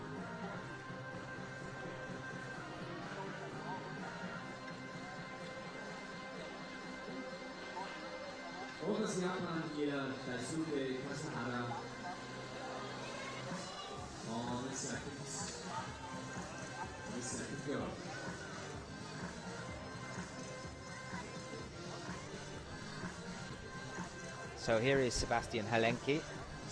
This guy with the crazy hair on the left-hand side. Punk rocking look. Looks like he's the kind of guy that would mug you in an alleyway, but he's actually one of the most well-spoken gentlemen I've ever had the pleasure of meeting. He's still finishing up his international baccalaureate at school. We saw him become a World Youth Champion in Singapore last year, and he's now starting to push his way onto the senior circuit. Another one of those young rising stars trying to make his way up into a finals. Come close a couple of times. We saw him in Chamonix at the European Championships. He did quite well there. We also saw him just recently at Briançon. It's looking like he's committed to all of this year for the lead climbing circuits.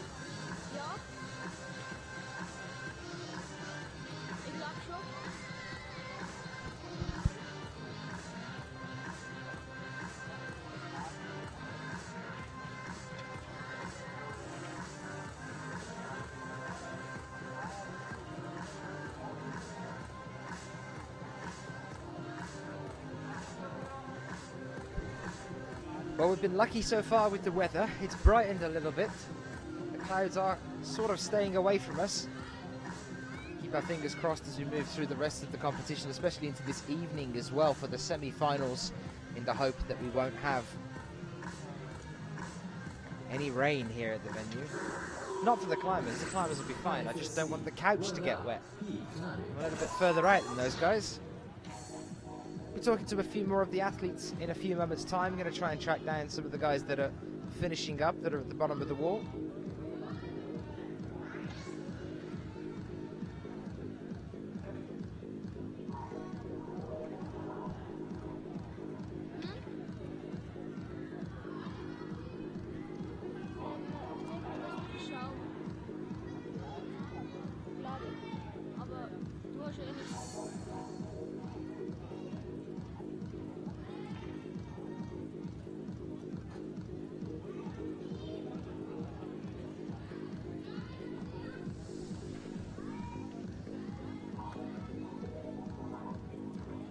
Kathina Posh.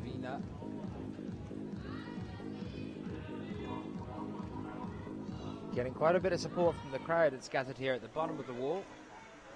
Just going to start moving up into the slopey pinch section in a moment. Born in 1992, she was 38th on the IFSC World Cup rankings at the end of 2011. 27th at the Female Juniors IFSC World Youth Championship here in Imst in 2011, and then she took a break from the IFSC after that competition, coming 27th here in Imst until today here in Imst 2013, which is her first World Cup since 2011 at the same venue. She came 14th at the IFSC Climbing World Cup in Chamonix in 2011, 5th at the Female Juniors Speed European Youth Cup in Friedrichshafen in Germany in 2011, 3rd at the Chamonix European Youth Cup in Female Junior Speed category in 2011 as well. Sebastian Helenki not going to be too happy with that second climb for him today. Roughly halfway on the wall.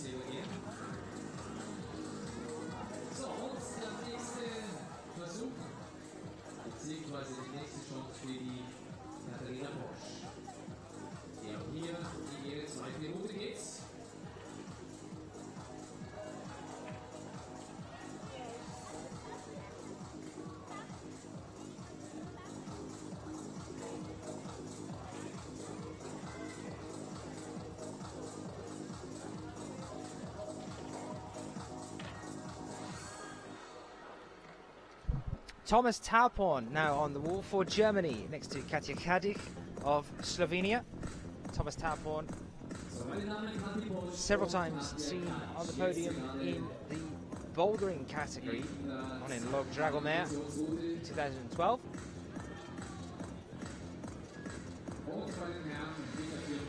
But here we see him as well competing in lead.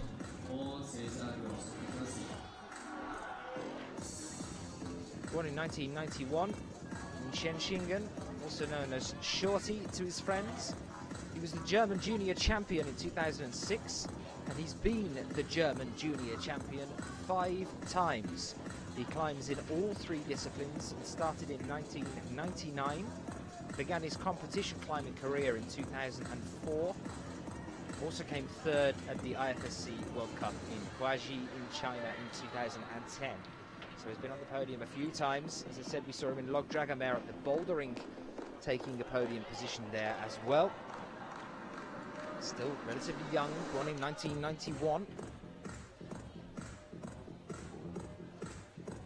And next to him for Slovenia, we have Katja Kadich, born in 1995. She was 6th at the Female Juniors Boulder European Youth Championship in Grindelwald this year. 33rd, looking at the senior categories that she's competed in. 33rd at the Women's Lead World Cup in Kran in 2011. 25th at the World Youth Championships here in Imst in 2011. One of her best results though, 10th at the European Youth Cup in lead here in Imst as well in 2011. Another one that favours climbing here. Why wouldn't you, with a wall like this to climb up? 21.5 metres in height.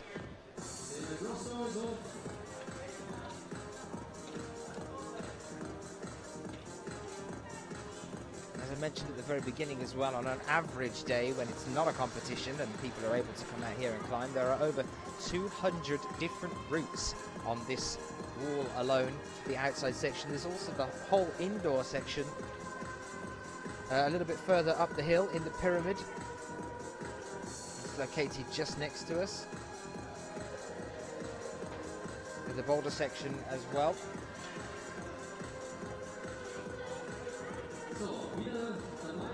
Next up then for the men's over on our Route 2, just about to get started, is Sean McCall. In his very first World Cup of this year. We didn't see Sean in Briançon. He went over just recently to the World Games. We didn't see a medal for him there, though. He came 5th, made it through to the finals, but didn't see a medal there. He had his first gold medal in bouldering this year as well, after fighting for all the way through last year, struggling to get that gold. He had his first one this year. Log Dragomir.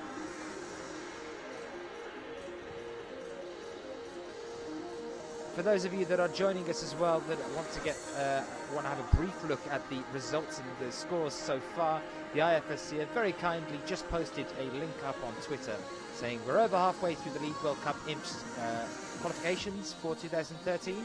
Check out all the scores so far, and there's a link just below that one as well. You can click on that and keep a closer eye on who is doing what and who is scoring what as we move through the competition here now as well then.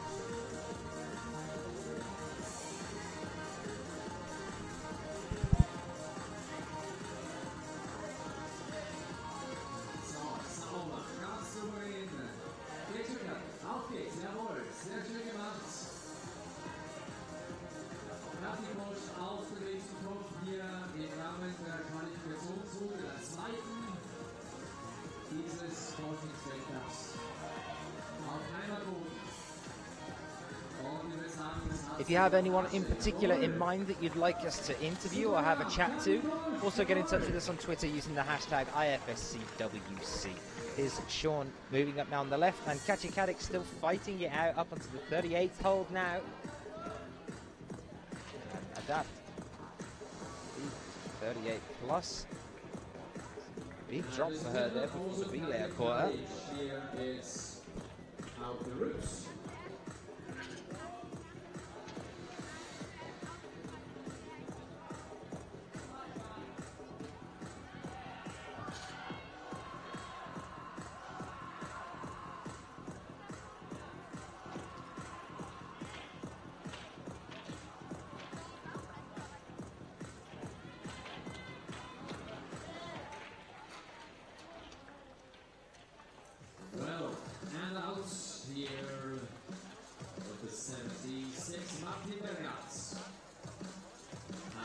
So Sean now up to the crux point on the wall here. This is where we saw Ramon come down about 2 moves after this, just negotiating his way around this black volume at the very top.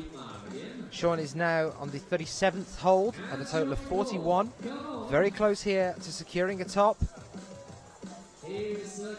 That's 39 now with the right, and that was a 39 plus as he went for the 40th. Not enough to secure it, but managed to push a little bit there, and that's pretty much exactly what we saw Ramon come down earlier today, and a few other of our well-known athletes struggling at the very top on this endurance-based route.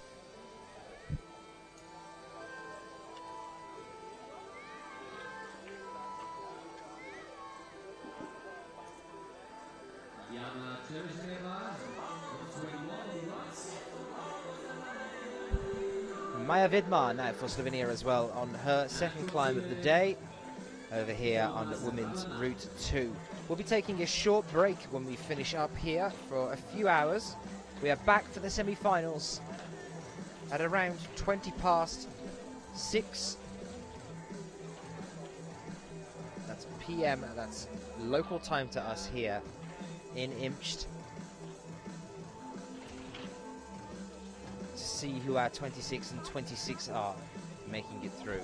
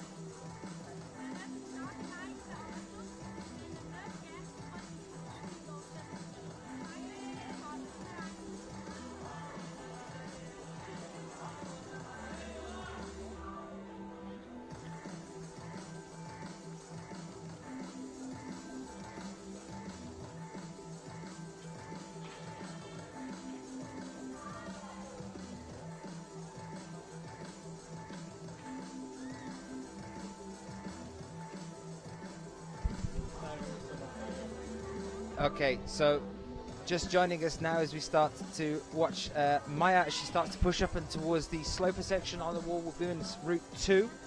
Sean McCall, literally just as you got down from the wall, thank you for coming over. You're still catching your breath, I think, aren't you?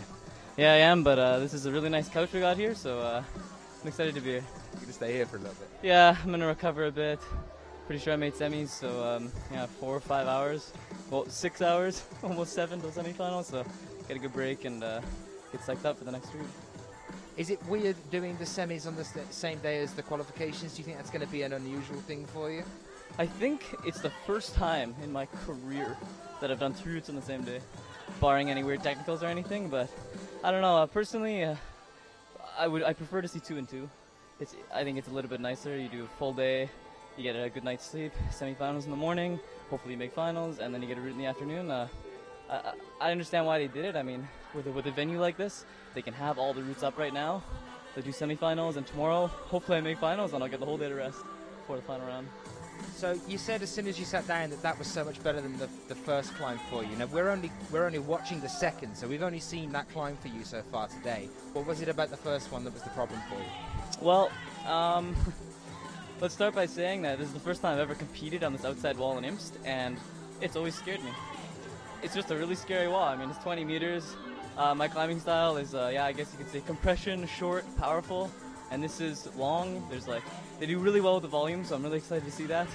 And so, you know, I come here and it's hard. It's like, I know it's going to be hard, so I just try to forget about it. I just say it's another competition. It's going to be a hard one.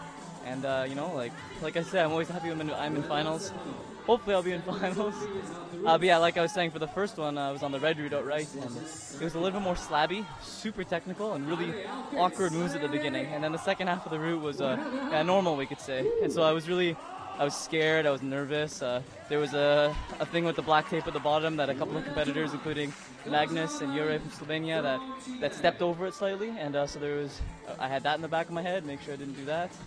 I still did pretty well, and then on the second route, I was much more composed. I climbed a lot better, for sure better, and just more my style. Or I climbed a lot better for my style, and I'm just happy for that. So you came off about 2 or 3 moves just before the very top there. It's the same point that Ramon came down earlier, and quite a few of the higher ranking athletes have been struggling with the very top of the wall. Is that because it is that endurance side of things, that it's just at that point, it's just maybe you're pumped or you're just a little bit drained as you get to the top? What is it at the top that's costing so many people? I didn't see them climb. I know they got to that point, and so I'm wondering if they did the clip. From what I imagine, they did the clip. And that's one part that's really hard. Like, do I clip? Do I not clip? I chose to not clip because I hate falling and then clipping and then falling. And so I should still get the plus because you can clip off the next hold. It'd be a very long clip, but you can still get it. And I think it's just because that one individual move is a lot harder than the rest of the route. You're a little bit pumped, and the feet are really high. So like up to there, it's a really good route. You can fall on almost any move. You're pumped. The clips are really hard on this route as well, just from body positioning. And then when I got there, you have an underclimb with your left. I chose to not clip because I figured, well, if I fall on the next one anyways, and I knew that if I got the next hold, I'd have high point on the route. So even if I fell clipping, it would still be worth it. So you take little gambles like that. It's just a qualifier, so you're also like testing out the wall. You're seeing how you're climbing today. I actually flash pumped on my first route, which was horrible. Spent an hour trying to de-flash pump. 10 minutes before I went out, I thought I was okay, and luckily I was okay. But kind of a junior mistake, we could say, and I got through it, and now on to semifinals. Is it just moving too fast that gets you when you get to that stage when you flash pump? Well, for me, and I think it's for most people, is that when you get flash pumped on your route, you have like 5 to 10 minutes where the flash pump doesn't affect your body, you just know you're flash pumped. So you can finish that route and get as high as you can, and it's the 30-40 minutes after where you can't climb. Like I couldn't climb like 511, like 7A, and just because your hands are opening up all the time. And so I was in ISO trying to work on that, and I came back, and you're a little bit nervous for the second one. You're like, I hope I warmed down enough, and then back up, but I got it, I did it. So a little bit scary, but sometimes it happens. You just got to deal with it. Talk to me about the World Games, because you've been on quite a long break. You've had some time to rest in between last season and the beginning of this one. How was the World Games in Cali? I know that you've been quite kind of pumped towards it over the past. We interviewed you about it last year as well. How was it? It was a phenomenal experience. I mean, right now, I guess because climbing is not in the Olympics, unfortunately, the World Games is kind of like the biggest stage of climbing that we can have.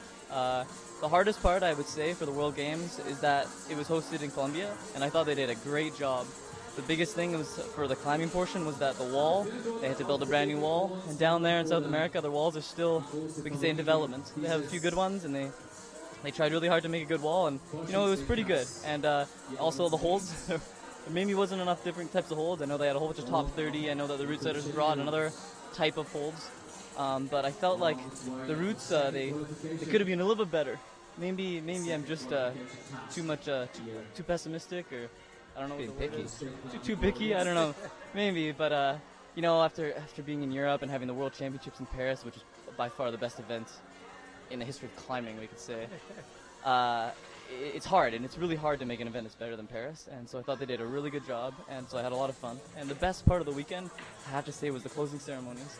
I wasn't able to make the opening ceremonies for the games, but the closing ceremonies, there was, on my blog I wrote 20,000, and I got a comment like within the hour, and he's like, no, 45,000 spectators watching the closing ceremonies. They paraded all the athletes through the arena, and then they were playing music. There was a whole bunch of speeches, and those big, huge, like 4 or 5 meter diameter balls just floating around the crowds. And the experience for that was unforgettable. So just before I let you go, and you can go and relax and chill and hopefully sort out all your stuff before you hopefully come back and carry on in the semi-finals, I want to talk to you a little bit briefly about the World Youth Championships that we've got going on over in Canada. Are you going to be over in Vancouver, on Vancouver Island? Yep, so semi-finals tonight, finals tomorrow, then I'm on a 10 o'clock flight through a few connections or whatever. I'll be in Victoria that night, and then the World Championships start, I think 4 or 5 days. I think they start on the 16th. Yeah, the 16th. So yeah, I'm one of the coaches for the Canadian team, one of the assistant coaches, along with 4 other people and a really good manager.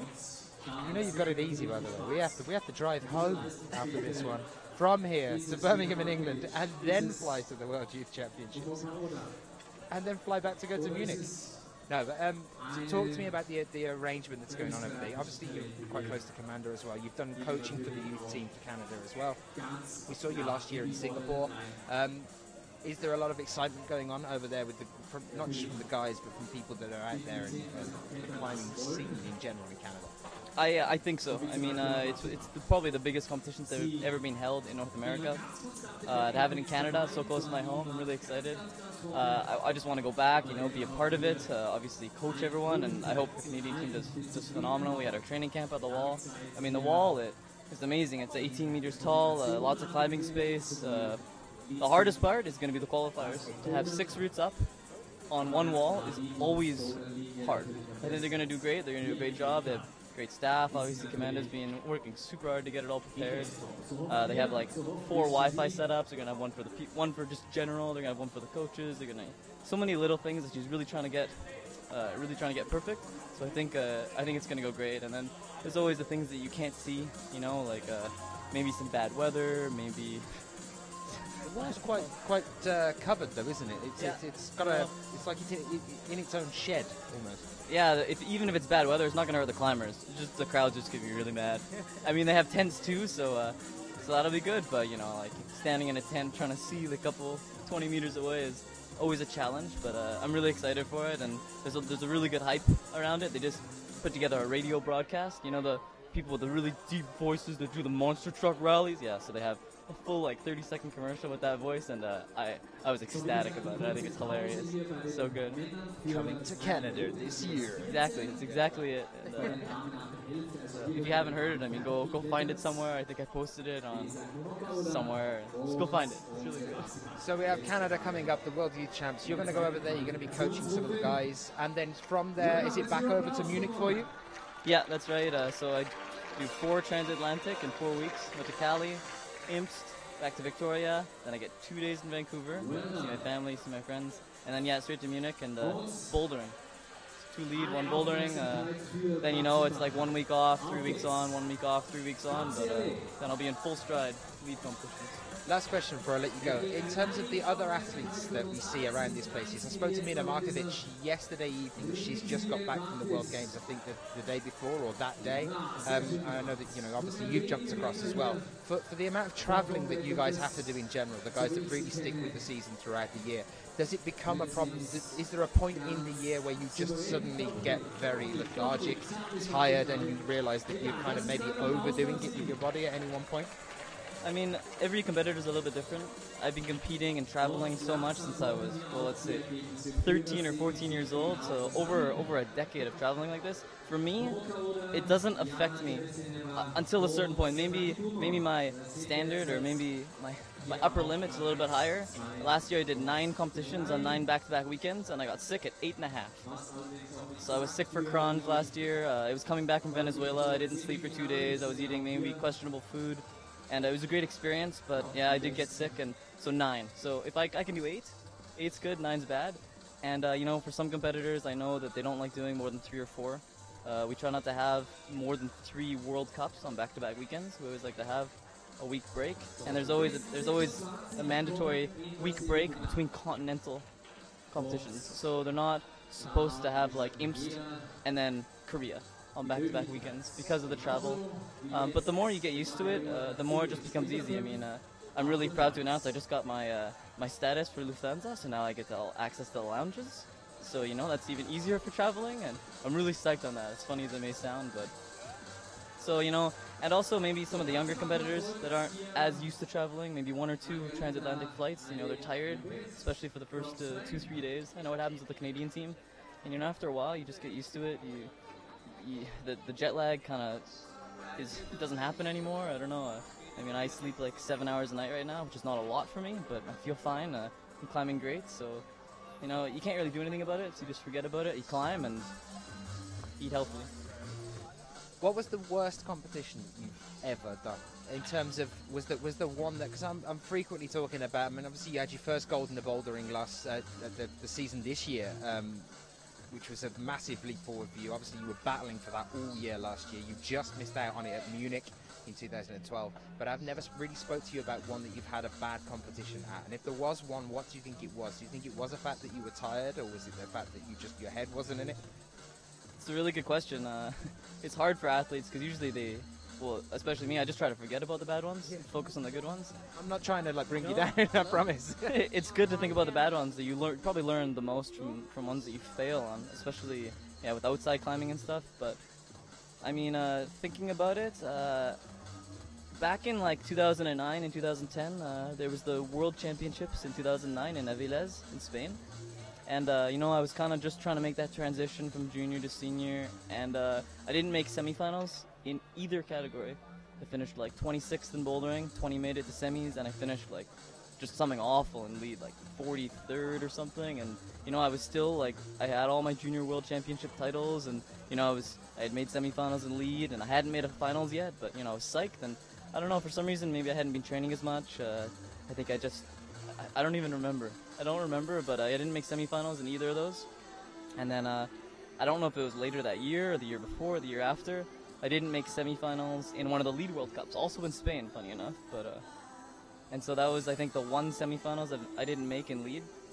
And that was due to you going from the junior and moving on to the senior. Was it maybe a mental thing of the change? Because it's another thing I was talking about to some of the other athletes here today about it must be very, very difficult. Like Magnus was even saying for him, from going from being Nordic champion at like 16 years old and all of a sudden then starting to push onto the senior circuit, the leap from junior to senior is quite fast. We were talking about how that seems to be getting narrower and narrower in the years that are now coming up. Do you think it could have been something to do with that? I'm sure it played a really big role in it. It's one of the hardest jumps to make. Even being a junior world champion, it's hard to climb in open. I mean, you get to see all these competitors. I knew who they were. I knew how many titles they were. I was in awe of a lot of them. And then to stand beside them during a preview and knowing you have to climb the same route, even if you're really strong, it plays in your head. And it takes a few competitions. Sometimes it takes years to get over it. And some competitors are better than others. I mean, you take like David Lama, for instance. He was a junior world champion, and the next year he was a World Cup champion. So the switch for him was, we could say, easier. Whereas there's a few other junior climbers where they were a world champion, and then they weren't even making semifinals. So it's a little bit mental. It's a little bit just seeing other competitors, being in a bigger environment. I know the cliche saying is you go from a big fish in a small pond to a small fish in a big pond. It's true, and there's so many more people on the World Cup circuit, and it's a challenge. But most world champions, they want another challenge. They're always looking for the next step, and so a lot of them, they slowly make it, and then eventually maybe they'll be a world champion. And then to leave it on a high, just to refer back to that first gold that you did have. Remember, we talked about one that you considered that was a bad competition for you, one that obviously must have been a very, very big high for you. What was it like to take that after a year of struggling and fighting to get that first gold? How was it? I mean, for me, it was amazing. I mean, I can remember specific points in my life, winning really important competitions, and I can replay the moments like they were yesterday. I remember my first win in France back in 2002, which eventually got taken away. I remember the next year having to come back, reprove yourself, winning again. I went off route and everything on the finals routes. Even the next year, saying, okay, I won one, but got to come back the next year and win another. And then, especially my last year, and then both my World Cup wins in lead, and obviously this year my first World Cup win in bouldering, like they were yesterday, all of them. Sean, I wish you all the best, and I'm sure that we'll be seeing you through into the semi-finals.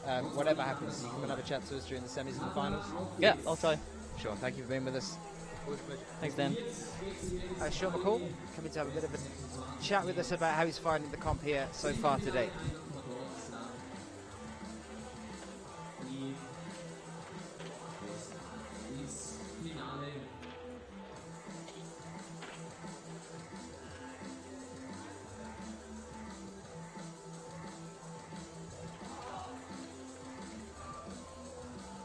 Another link then for you guys to check out if you are joining us and you're getting in touch with us all on Twitter.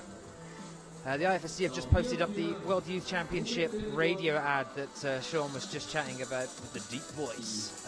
You can find that now on Twitter. You can check it out. There's a link on there for you as well. If you were interested by anything Sean was just saying about the World Youth Championships, and if you want to say anything to the team that are running the World Youth Championships, you can do that on Twitter after seeing the ad by using the hashtag IFSCWYCH. I'm sure Commander would love to hear from you guys as well. We'll be there next week for the World Youth Championships. Here we are with Gautier Supper for France, starting off on men's route 2. Well over the halfway point now. Moving into the end of the qualifications, we have the semis still to come, guys. 6:30 p.m. local time here in Imst. So, auf geht's, nach der Sauerei. Ganz souverän mit der Qualifikation. So, wie Sie kennen, wird nicht super. Hier, ganz links. Und mit der 80. Hier mit hier.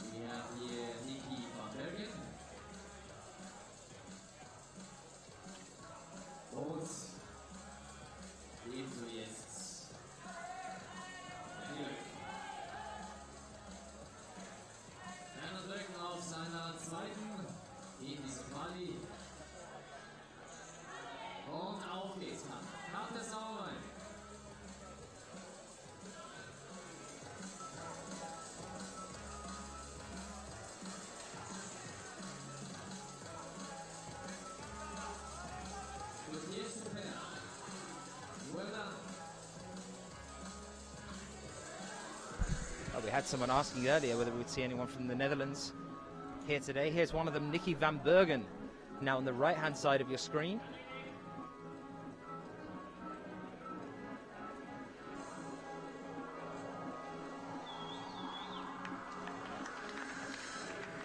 Born on the 15th of September 1992 in Amsterdam. Started climbing at the age of 8 years old.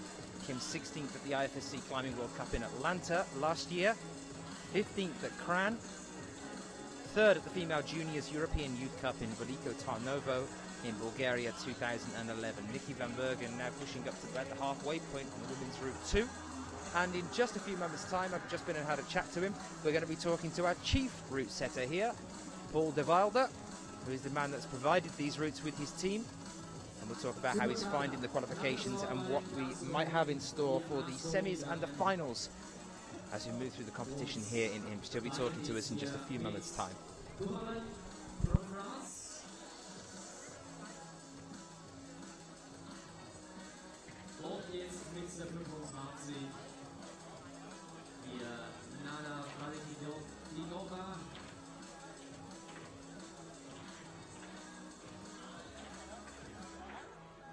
So just to give you a rough idea of the gradings then, before we do speak to Paul in a few moments, the one that we were talking to Jan about earlier, men's route 2, which we've been following so far today, is an 8B possibly up to an 8B plus.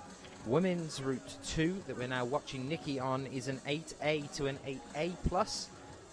Men's Route 1, one of the ones that we're not covering unfortunately, is an 8B, and Women's 2 is around an 8A as well. So these two that we are following for you today are the two more difficult routes, the two harder routes. More exciting, more gripping. There's Thomas Ballet just starting off here now as well.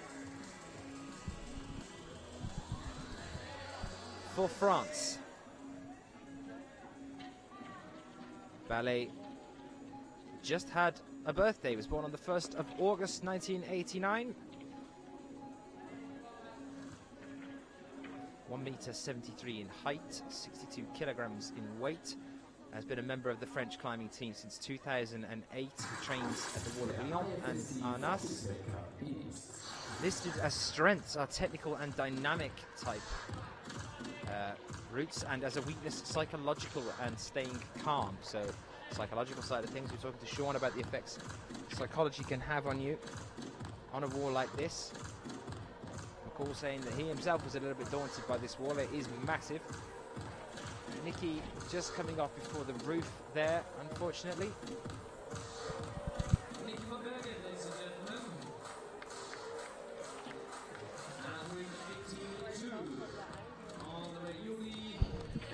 And joining me as we wait for our next female athlete and continue to watch Thomas Ballet as he makes his climb here is our chief route setter, Paul de Walde.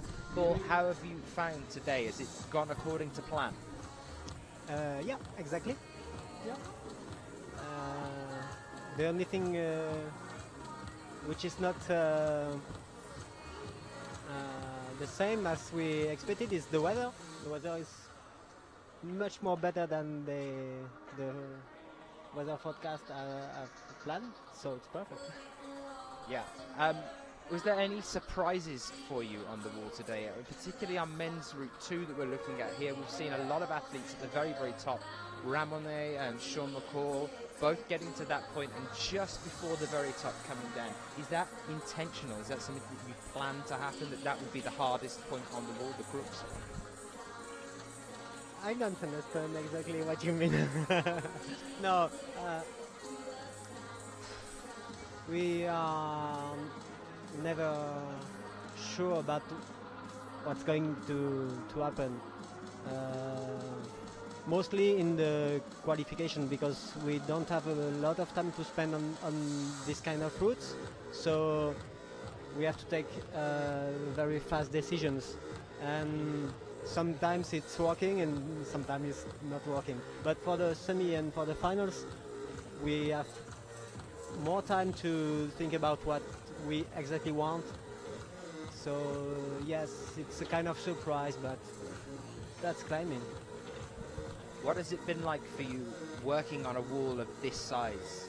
It's 21.5 meter in terms of height. Is it nice to have such a big canvas to paint on? Yes. It's a great wall, great venue. For sure, it's one of the best I've ever set, and everything is perfect. We have plenty of features, many colors. No, it's great. Really enjoying to set the route with Jens Branek and Jakob Polarker. It's really nice. Really nice job. Now, you were a climber yourself back when the UIAA was running a lot of things. I think your last comp was in 2000. Was it a decision for you there to stop and maybe start doing the setting side of things? Do you prefer setting to the actual competition climbing itself? It's not. We can't compare because it's not the same thing at all. Setting routes is a job, very interesting. I do it with a lot of passion. But sports climbing and every sport, it's much more than that. It's total engagement. And when I stopped my career, I was already 31 years, because it was in 2001, and I was competing since 8 years in the French team, and I just would like at this moment to pass to another thing and another generation. Yeah, to have a family, my kids and everything. So. What about setting and how the route setting has changed from when you yourself were climbing in the early 2000s to now as well? Is it something that you yourself have thought, oh, okay, I kind of want to do it a bit differently, or is it just something that you've carried on in the same way? I mean, I imagine that Jackie was still around still setting in 2000, right? Yes. No. Has it changed? It's much more physical. The climbers are training more and more. Routes are definitely really harder than it was when I was competing. Now we can set 8C, 8C plus for the boys, 8B, 8B plus, good 8B plus for the girls. 15 years ago, the level was 2 grades lower. So the main thing who is changing is the level, because the climbing is always the same. We have technical matters, we have mentally solution to find. Climbing is still climbing. I don't see a huge difference between lead climbing now and lead climbing in 15 years ago. The only difference is the level, because the climbers, the competitors are training hard, very hard. And we were training hard also when I was competing with the Italians and the French guys and the Czech as Thomas Mrazek. But we started compete very late, and we started climbing very late on walls. All the climbers of my generation start climbing in rocks, and now my kids is climbing yet on walls. So it's not the same thing. The power of the finger power, you can get it very early, very early. So you're seeing climbers starting at a much younger age than you did 15 years ago. A lot of the climbers now are starting at 5, 6 years old, and it's more of a teenage thing when you were competing. Exactly, yeah, exactly. But it's for people who are listening to us, it's really important to start early to get strong. But it's much more important after to practice also outside climbing, because if you can make the wedding of these two things, the power on plastic holes and the mentality and the intelligence of rock climbing, so you're on the way to the gold medal. Literally. Yeah. So for you, have you seen any surprises here today? Is there any of the younger athletes that we're talking about, these guys that are coming from the junior competitions into the seniors? Are you seeing any new surprises of these guys that have managed to impress you today? Not today, because most of the climbers are preparing for the World Championship in Saanich in Canada. So an important part of the kids are not competing today. So only the Austrian competitors, young competitors, are competing today, and we already know that they are really, really strong, particularly the girls. But for example, one of the best junior actually is the Slovenian guy, Domen, and is on the way to Saanich. So I think we will not have big surprise on this comp. It's just for the tenor. Finally, just before I let you go and we wrap up, I wanted to ask whether you can give us any sort of hint about some of the things that we might be seeing at the semi-finals and the finals. Are we going to be using the entire height of the wall? Yeah, of course, because the climbing time is 2 minutes more more 2 meters more. So why not going up to the edge of the wall, and we will use the prow, each part of the prow. We will have for the semi one green route and one yellow route, and it's easy to understand for the audience because we have a lot of feature to design the way. So it will be a little less powerful, but more longer. So it's going to be more of a, again, like this, an endurance-based sort of style as we're going through. Yeah, exactly, yeah.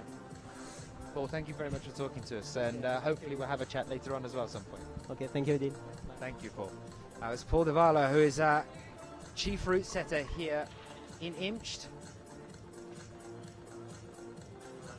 Talking about the routes that he's been setting here with the team. We spoke to Jan earlier as well, who's the chief in Briançon, and who's just a member of the route setting team here at Imst as well. We have Mikhail Shernikov and Evgenia Malamid now on the wall, both for Russia. Both athletes that we're used to seeing. Mikhail, traditionally the top of the Russian athletes in lead climbing. When we were talking to Adam Pustelnik in Chamonix earlier this year, saying that we could see a new wave of Russian youth climbers coming through that are going to be very strong in the lead category as well. We're looking forward to seeing that over the next few years as well. Mikhail, though,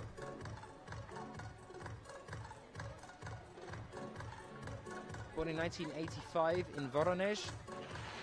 Just as I start speaking about him, it was just over halfway on the wall there. He was 13th at the men's lead IFSC Climbing World Cup in Kran last year, and also at Inzai last year as well. And as of the start of this year, he has never podiumed, but has come fourth several times at several different competitions, so has just missed out on podium positions. Frequent semi-finalist though, and hopefully we'll be seeing him later on this evening in the semis here in Imst.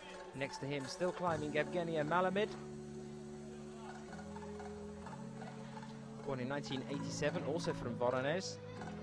Fourth at the Women's Lead European Cup in Ekaterinburg this year.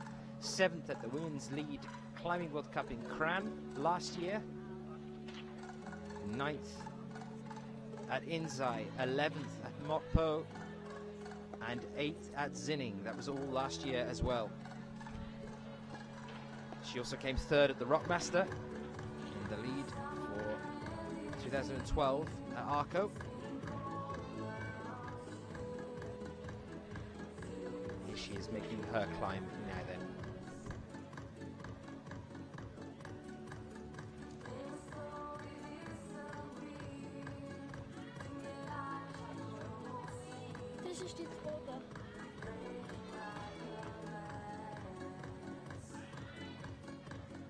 Just 8 female athletes still to climb after Evgenia finishes up. Around the same for the men, and we will be done here for our qualifications. We will then know who our 26 men and 26 women are going through into the semi-finals later on tonight. 6:30 local time.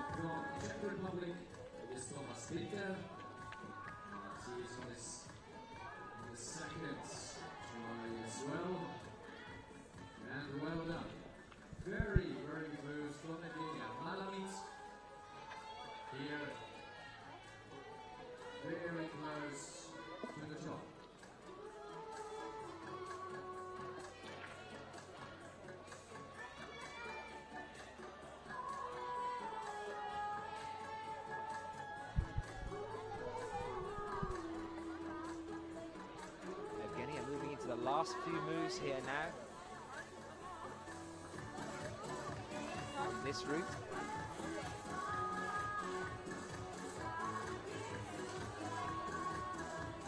Is she going to be able to top here? This is the point that we've seen a few female athletes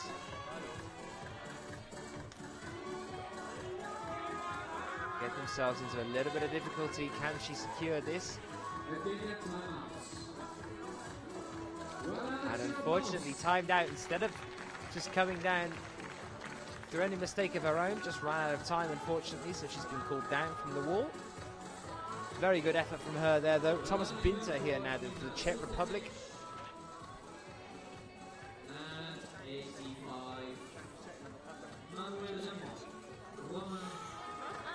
Born in 1992, 12th at the Male Juniors European Youth Cup in Veliko Tarnovo, 2011. 53rd at the World Cup in Chamonix, 2012. Unfortunately, no such success there for him on his second climb here. Ramon is out on Route 1 now, his second climb of the day, looking quite good at the moment. One of the longest routes on the wall, just over to the right of where we now are.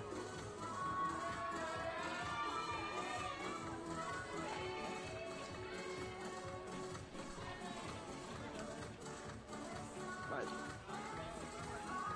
Mike. So, und auf dem Fall hier für Rebecca Schutz gegen die Right out on this camera.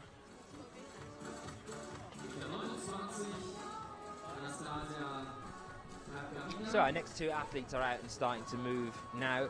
Have an Austrian male athlete, I believe is Mario Lechner, climbing on the left.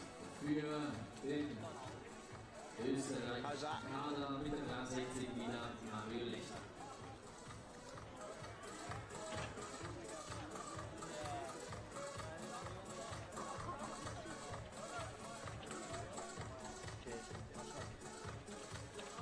And it's Rebecca Stotz, who's just over to the right-hand side of him for Switzerland. Born in 1992, Rebecca.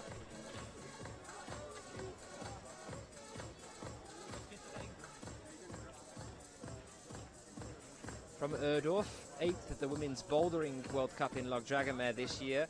Just missed out on a final there. 17th at Purs in 2012. That was a lead World Cup. 15th at the World Championships in Paris as well. 17th at the World Cup in Cran in 2012. Rebecca Stotz starting her climb here next to Mario Lechner.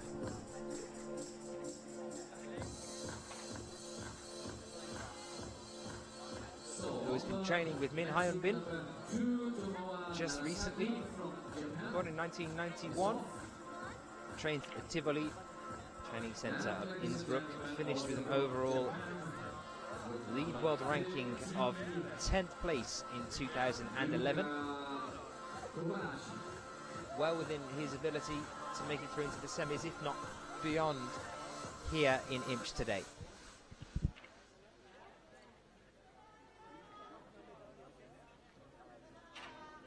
Jetzt kommt alles zusammen, wie gesagt, die letzten Kletterinnen und Kletterer hier im Rahmen dieser Qualifikation. Die besten 26 kommen weiter für heute Abend in das Semifinale um 18:30 geht's los. Morgen dann um 19 Uhr die Qualifikation der jeweils 8 Besten, die sich aus dem Semifinale qualifiziert haben, ins Finale.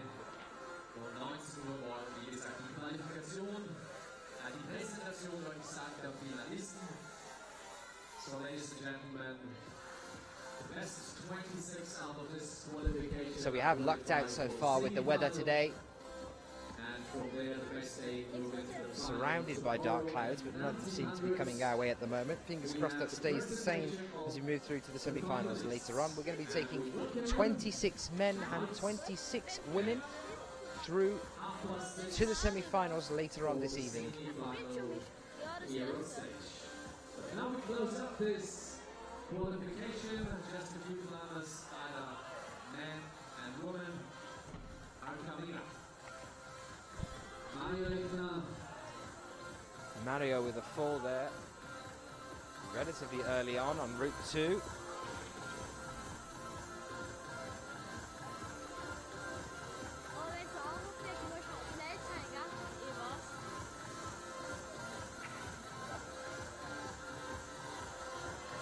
Rebecca still powering away here though. This is the 38th she's on now. Starting to move into the, or towards the tricky section on this route before her. So, Platz derzeit A couple of wide pinches there using the volumes with the thumb. Just slipping off. Just after that point, we get ready for two new athletes to come out. A round of applause for Rebecca Stotz as she comes down to the ground.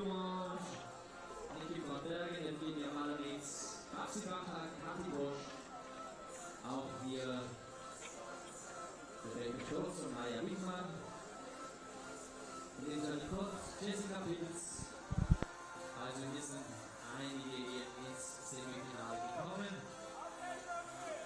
So zum Beispiel auch bei den Herrn Sean McCall, Magnus Midbo, Jakob Schubert und die weiteren kommen jetzt noch dazu. Jetzt zum Beispiel mit der 64. Das ist hier Nakano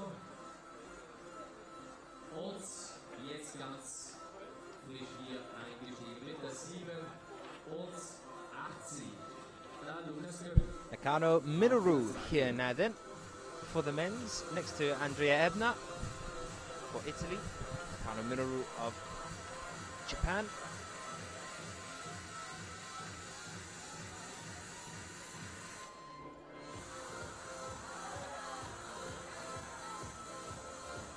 Minoru, born in 1984, came 29th at the Men's Lead World Cup in Briançon this year, 15th at Mio in the bouldering this year, and 11th at Chongqing in the bouldering this year as well. So it's been quite prevalent at the IFSC competition so far in 2013.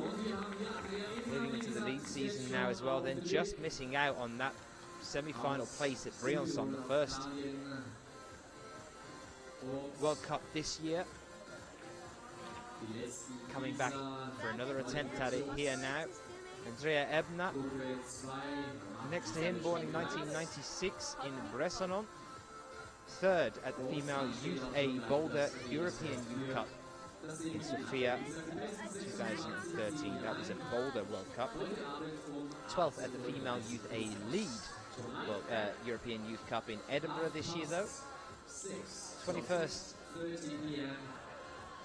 at Innsbruck this year, so one place away from making it through into the semi-finals at the bouldering competition in Innsbruck, just down the road from here. Earlier this year, 24th at the Women's Lead Climbing World Cup in Cran last year, and 17th in the Female Youth A Boulder category of the European Youth Championships in Grindelwald this year as well. So another one of those athletes on the cusp of moving from the juniors into the seniors. Andrea Ebner out on women's route 2 now.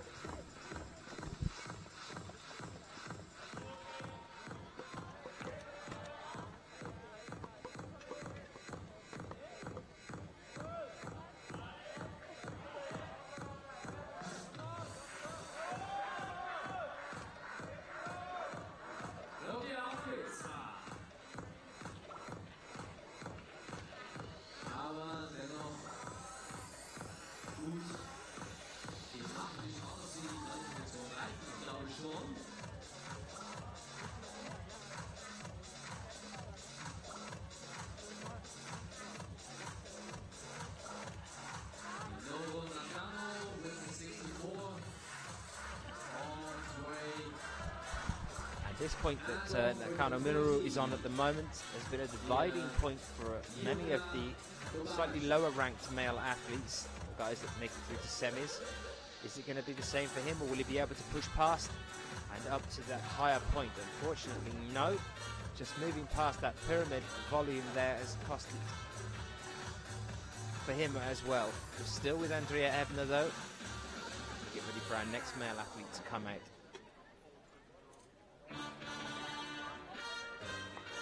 Compete on men's route 2 here for us. Right towards the end of our qualifications now then. Remember that there is a link on the Twitter feed for IFSCWC, the hashtag that we use at these events. You can get onto that one and click on it, and you can see what the results are and as they stand at the moment. We will of course have a look at them a little bit later on. and see the results as we have them at the end of the competition, who we're expecting to see in those top 26 later on tonight. Remember that when we move after the semi-finals, we only take 16, that's 8 men and 8 women through to the final, which will be tomorrow evening. So our semi-finals a little bit later on today. 3 World Cup level climbs in one day for these athletes. Sean was talking about it earlier, so he thinks it's the first time for him that he can remember that he's had to do 3 route climbs on the one day. 2 for the qualifications, 1 for the semi-finals. That he would prefer doing 2 and 2.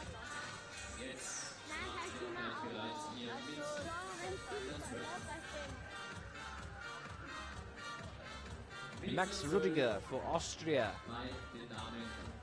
with his final climb of the day. After Max, we will have Sachi Ama, our world ranked #1, as one of the 5 climbers still yet to come after Max Rudiger finishes his climb here now then for us.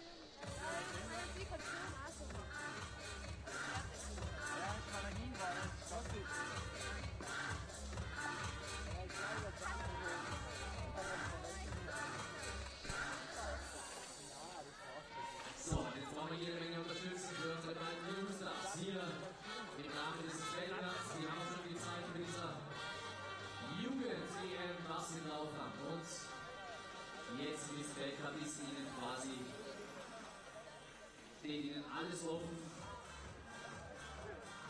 Magdalena Röck und Jessica Pitts. Hier im Rahmen ihrer zweiten Qualifikationsrunde beim Vorstiegswettkampf in Imst. Quasi zu Hause.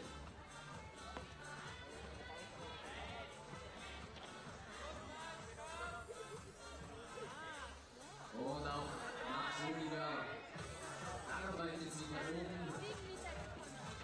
gleich wie auch unser Ramon.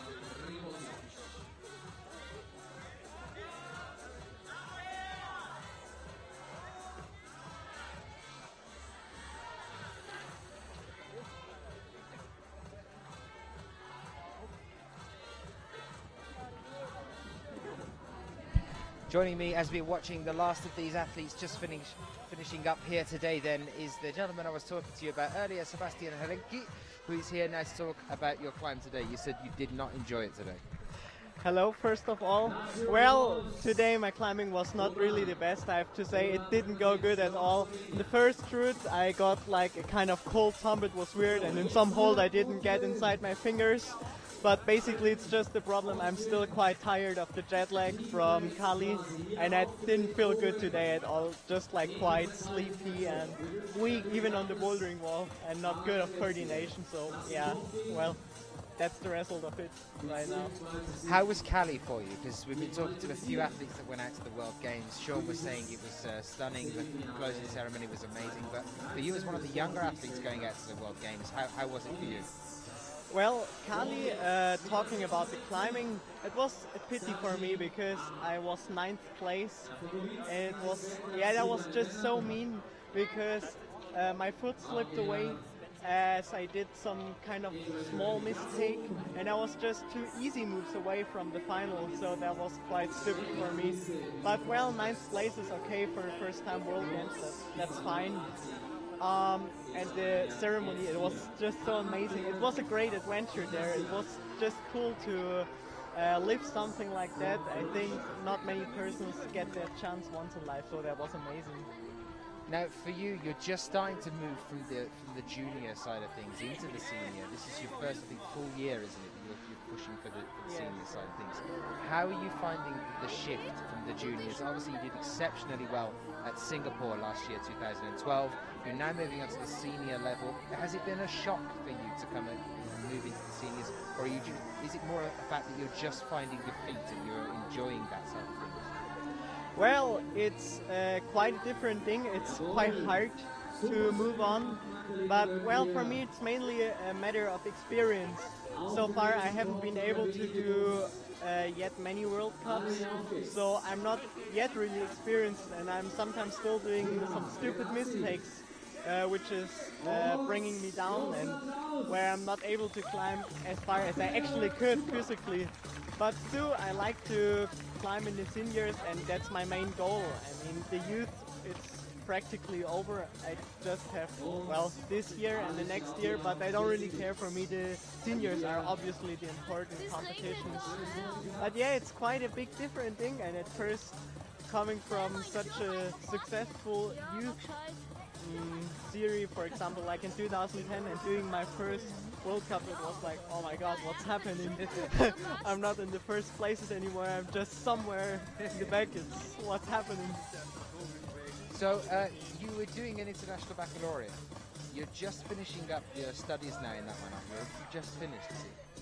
Well, I'm not finished yet with my studies, but well, for this year, well, not for this school year, I'm having holidays, that's fine, but after that it will carry on, but I'm going to change to a distance school, so that I'm just able to plan myself more the way I want to, that I'm able to do morning and night sessions and that stuff, but I'm still having 1 year ahead of me. I think it's a lot like when you hear about stories of famous actors that have been child actors that have had to on set go to school or whatever else. I find it fascinating that a lot of you guys that are coming into the senior side of things from the juniors are still at school and are still either taking or even moving into college or degree level of qualifications. And is it hard for you to have to balance that sort of lifestyle with essentially the lifestyle of a full professional athlete? Yeah, it's quite a hard thing. Mainly this year I had to feel that because in my whole preparation, I have to say, I didn't have lots of time. It was just so much stress for me the last half year, maybe a little bit more. During the week I didn't have more time than 5-6 hours to sleep every day because I was just so stressed with school. The quantity, doing the A level plus doing so much for training, it's really hard, and that's why I decided really after this school year to change something and to do a distance school, because yeah, my preparation didn't go so good, and even mentally I went quite down. Are we going to be seeing you at Saanich this year? Are you going to the World Youth Championships, or have you just moved out? Was it A you were competing in last year? Is this the junior year for you now? Yes, for me it's now this year the first junior year, and of course I will compete there. I'm motivated to go there, but I think it's going to be quite hard for me with the jet lag as well. Right now the jet lag has been so heavy for me. I felt so awful today, and I think backwards again going to be quite hard, but luckily we are going to be there a few days, so that's quite nice. I hope I will recover a bit. Sebastian, I wish you all the best possible luck, and hopefully we'll speak to you throughout the competition here as well. Thank you a lot. I will give my best. Thank you, Sebastian. Lovely chatting as always.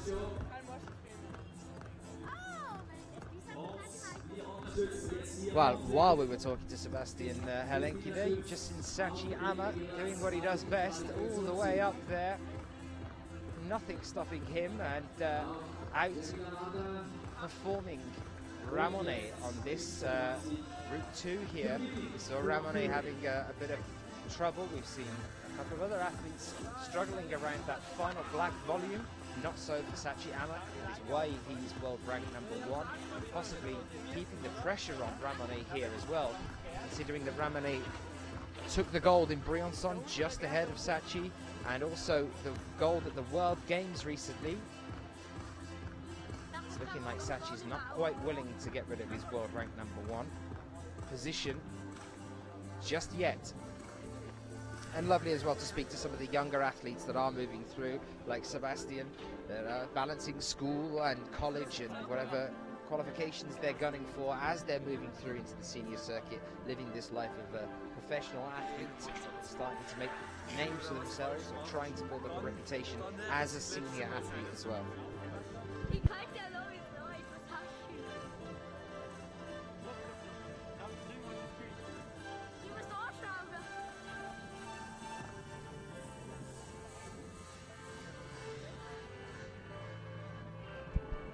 We've seen the crowd clearing a little bit here as well. It's looking like we're getting a bit of rain starting to come in. The dreaded moment is arriving.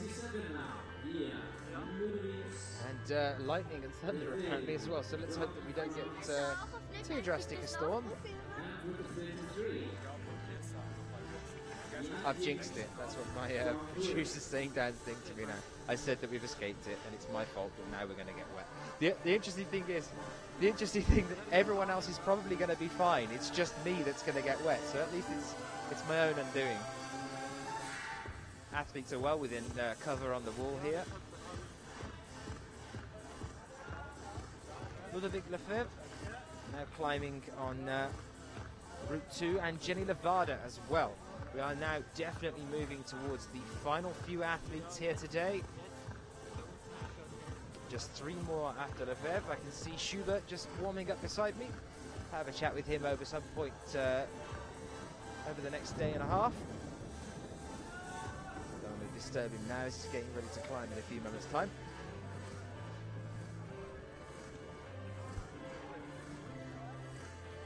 Filmen wir eigentlich halbwegs mäßig gut? Ja, du filmst auch, bis der Blitz einschaltet und du fährst fast. Das ist richtig gut. Noah, schaust du?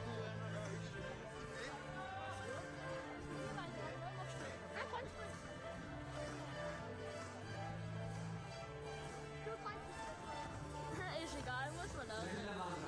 Ich mach das auch zum ersten Mal. Das ist schon lecker. Ja.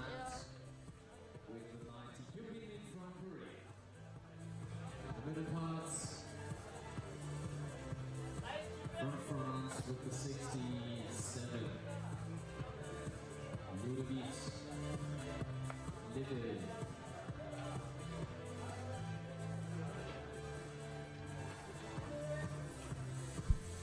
So Jenny Levada, one of the older female athletes, more experienced female athletes, born in 1984. She's still not that old. From Marostica in Italy, started competing at 16, was 15th on the World Cup rankings at the end of last year. Coming down at that point, we've seen quite a few of the female athletes make a few slip-ups around the 38th hole. Ludovic Lefebvre still going here though for France. Born in 1986, 42nd at the IFSC Climbing World Cup in Chamonix 2012, 49th at the League World Cup in Briançon that year, and 33rd at Briançon this year. Ludovic Lefebvre, can he make a push? No, he can't. No, it's another one that we've seen. We saw in the Kano, Minoru struggling at that point earlier, and quite a few of the slightly lower ranked athletes having a problem with that green pyramid halfway up the wall on men's route 2. Same there for Ludovic Lefebvre. Will it be enough to see him through to the semi-finals? We'll find out in a few moments' time.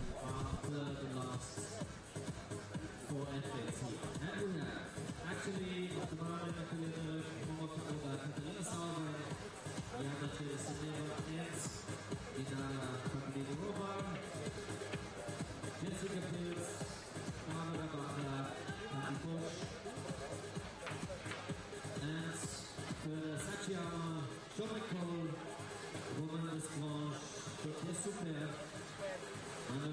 Magnus Midbo, and many others.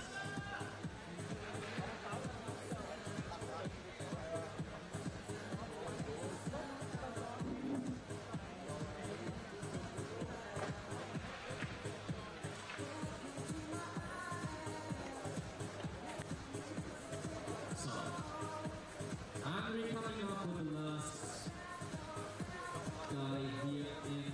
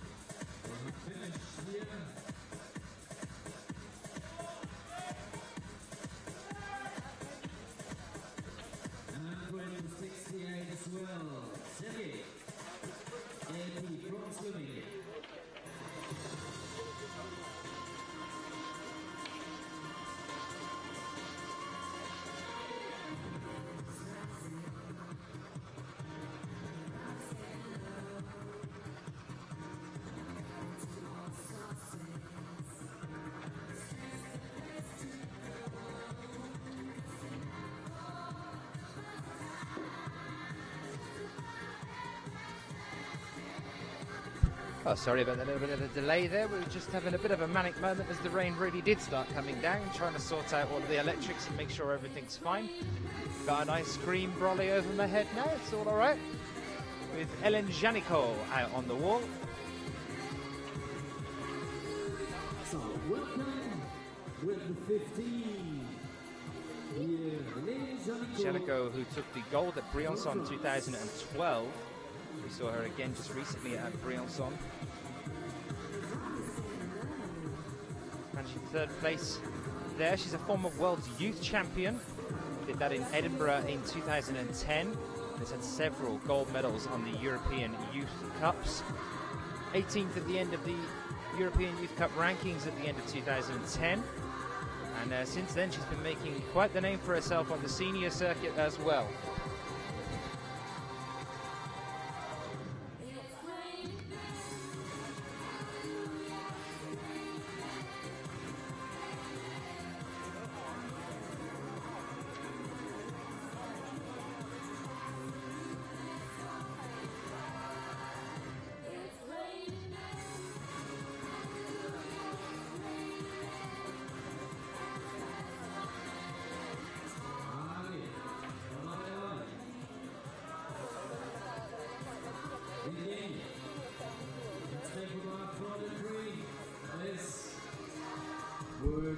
Ellen Janiko, just a few from the end now of our female climbers.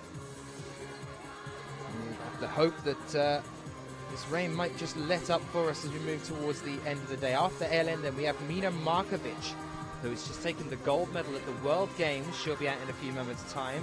And then Denise Pluck is finishing things up for us for Germany. And she will be out straight after Mina. Ellen, though, still powering ahead here on women's route 2.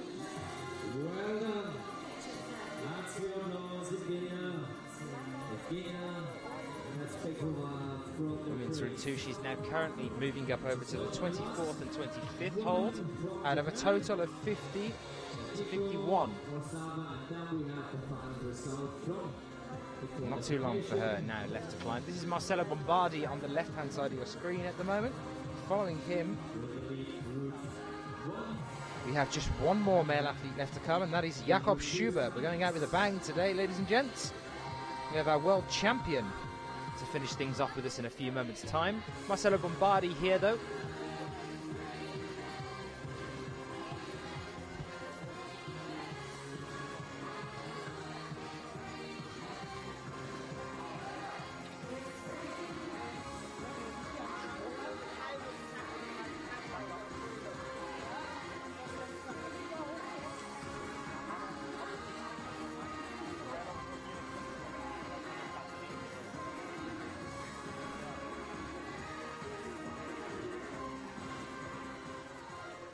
IFSC, International Federation of Sport Climbing.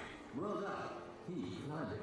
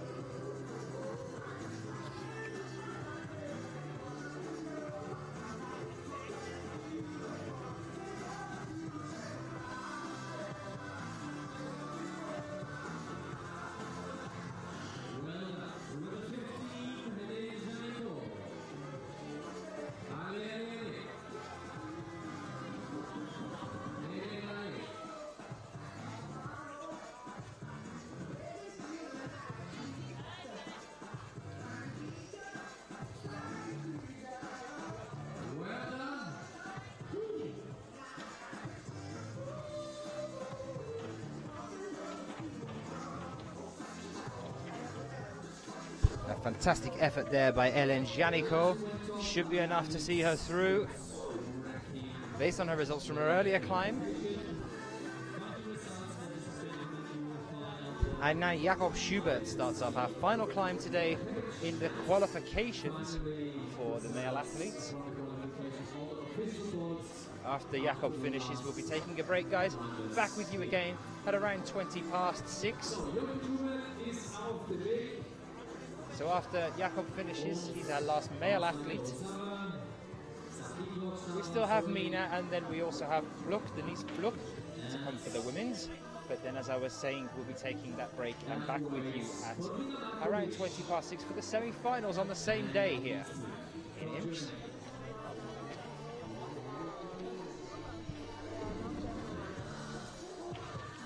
Jakob, our world lead champion after Bercy 2012.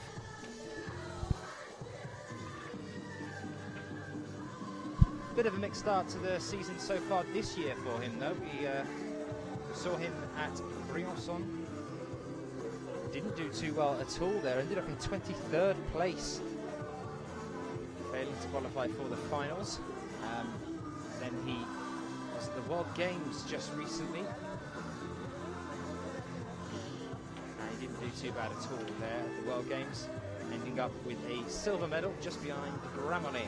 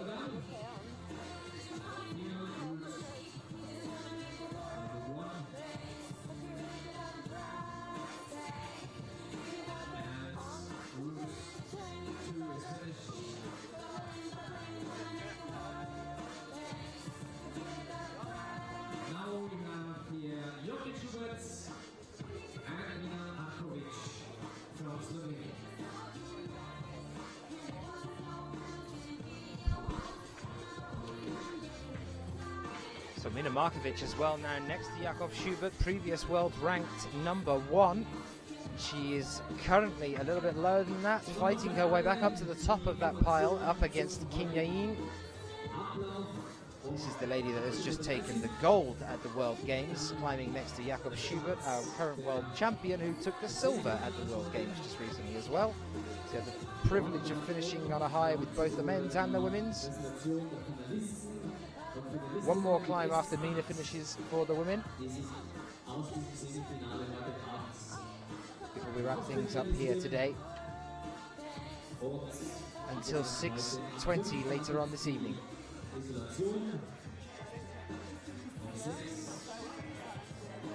Jakob now approaching that point on the wall that Ramon came down at, Sean came down at, Satyama got past it and topped here as well. I believe that Sean is, Jakob rather, is already into the semi-finals based on where he is now, but can he go out with a bang? Can we get a top here at the end of the men's? It's this next move here, using a heel hook with the left. This reach now is the one that's cost a few athletes. Not bad, still looking strong here.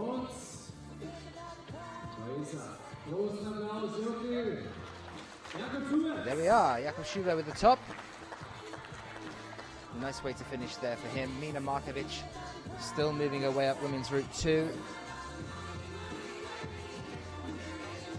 Mina currently on the 33rd hold. That's the 34th, she's just taken with the right. A total overall for the women's here of 51. So still only just over halfway for Mina here. And after her, we have one more female athlete still left to climb before we say goodbye to you guys for a little while.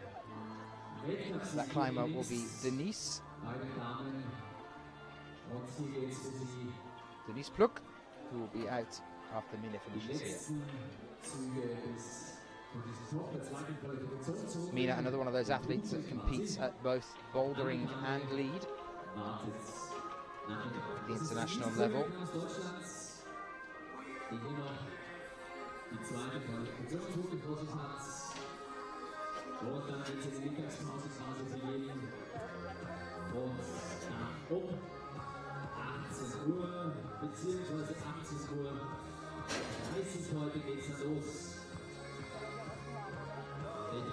Okay, so this is her moving into the roof now. This is what brought Kathina Posh down earlier on today.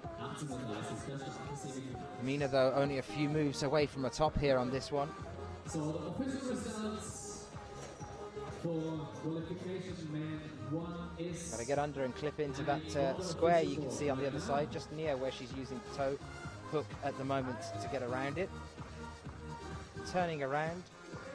One more draw. alley from the commentator down on the ground here. These are the people that are still huddling under umbrellas.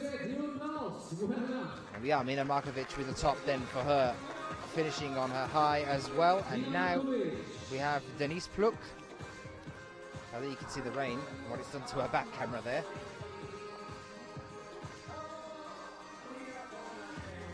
It is clearing a little bit. We're crossing our fingers and hoping for the rest of the evening.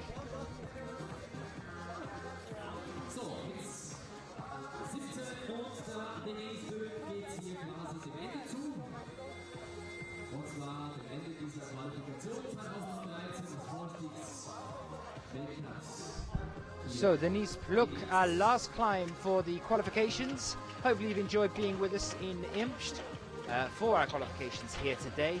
Remember to come back and join us at around 6:20 local time to us later on this evening after this next climb. Looking forward to seeing some of you guys back, and we'll know who our 26 athletes are. We're also going to be going and having a look at who has made it into that top 26 in a short while on the results that we have so far.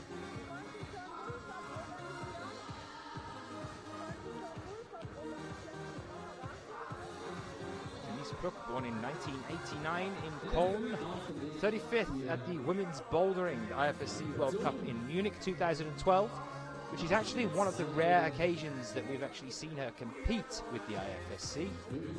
She came 6th at the German Lead Cup in Kempten 2013, 9th at the German Boulder Cup in Auerbach in 2013 as well.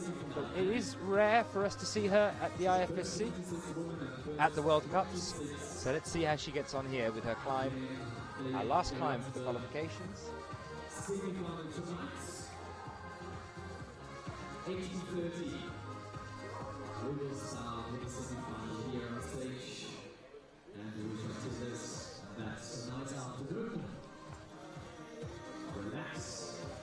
Chill yourself. And we see you there. Ladies and gentlemen, the last climb is in the routes. So Denise just starting off here, taking her time at the beginning.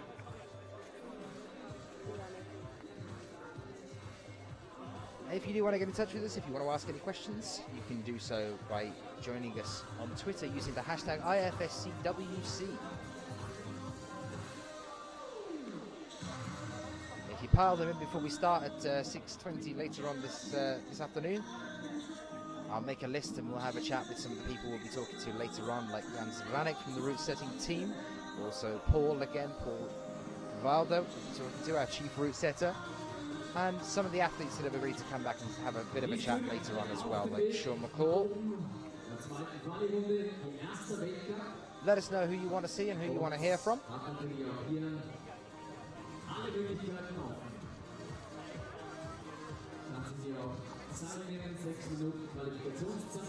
Denise here at the 21st, she's reaching for the 21st hold now. So she's going to click before moving across here.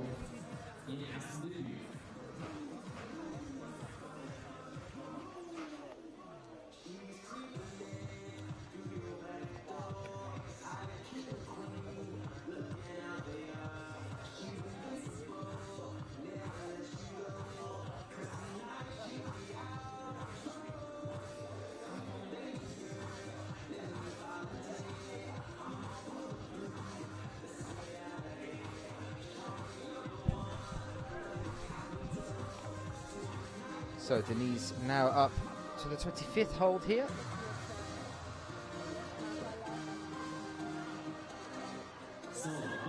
Reaching for the 26th, unfortunately no. A bit of disappointment coming out there. Let's see whether it is enough or not to see her through into the semi-finals. Well, that is the last climb that we'll be seeing today at the qualification stage. We've got plenty more to come for you at the semi-finals a little bit later on, though.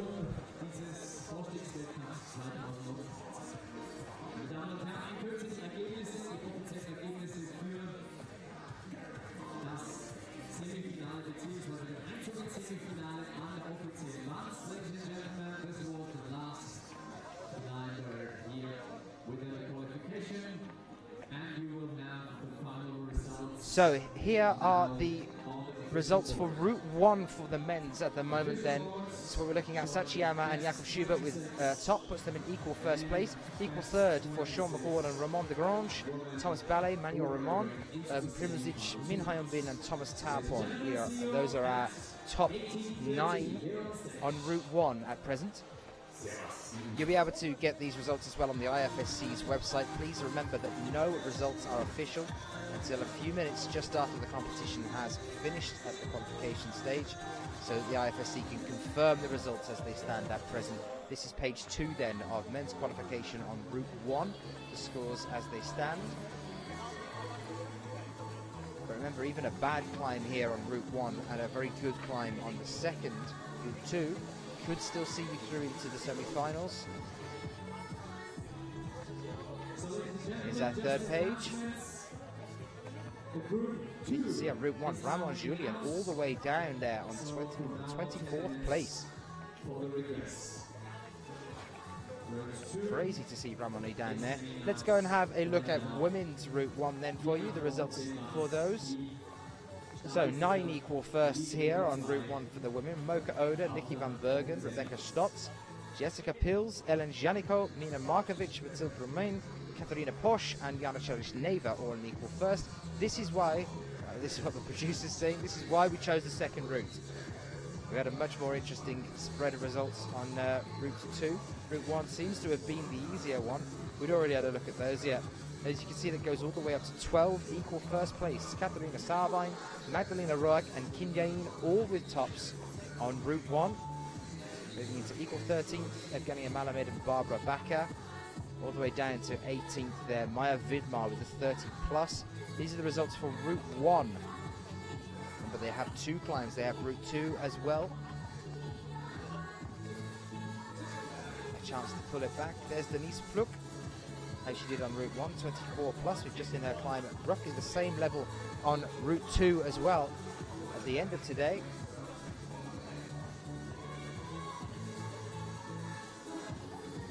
So let's have a quick look at Route 2. These are the ones that we have been covering so far today. Sachi Amma, the only man to have topped.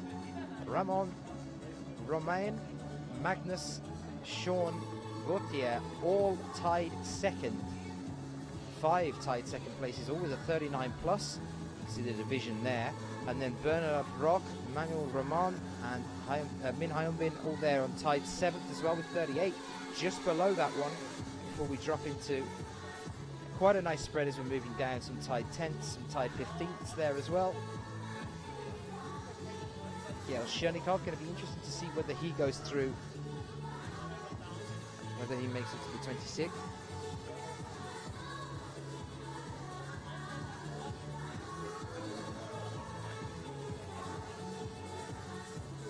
You see page 3 then for men's qualification Group 2. These are the results as we have them so far. Please do remember to keep looking at the IFSC website just to confirm if there have been any appeals or any changes afterwards. This is women's qualification Route 2. These are the only 2 athletes that have topped both of those routes. Dinara Fakretenova and Magdalena Roak. There you can see Dinara, as I mentioned at the very beginning, on a very good form from the beginning of this year, the new European champion, Dinara. Mocha Oda, Katerina Sarvine, so we'll definitely be seeing Katya going through to the semi-finals. Mathilde, by the look of things as well, and Nikki van Bergen. Yuka Kobayashi, a high chance of making it through to the semis as well. It's page 2 of women's Route 2 of the qualification stage.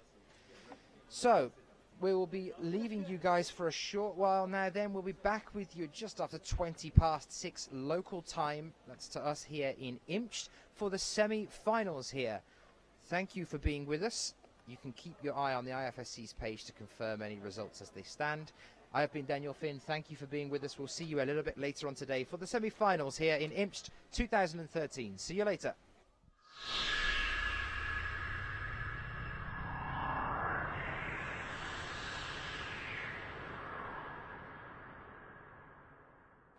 I'm going to continue to be Daniel Finn, but you won't know about it.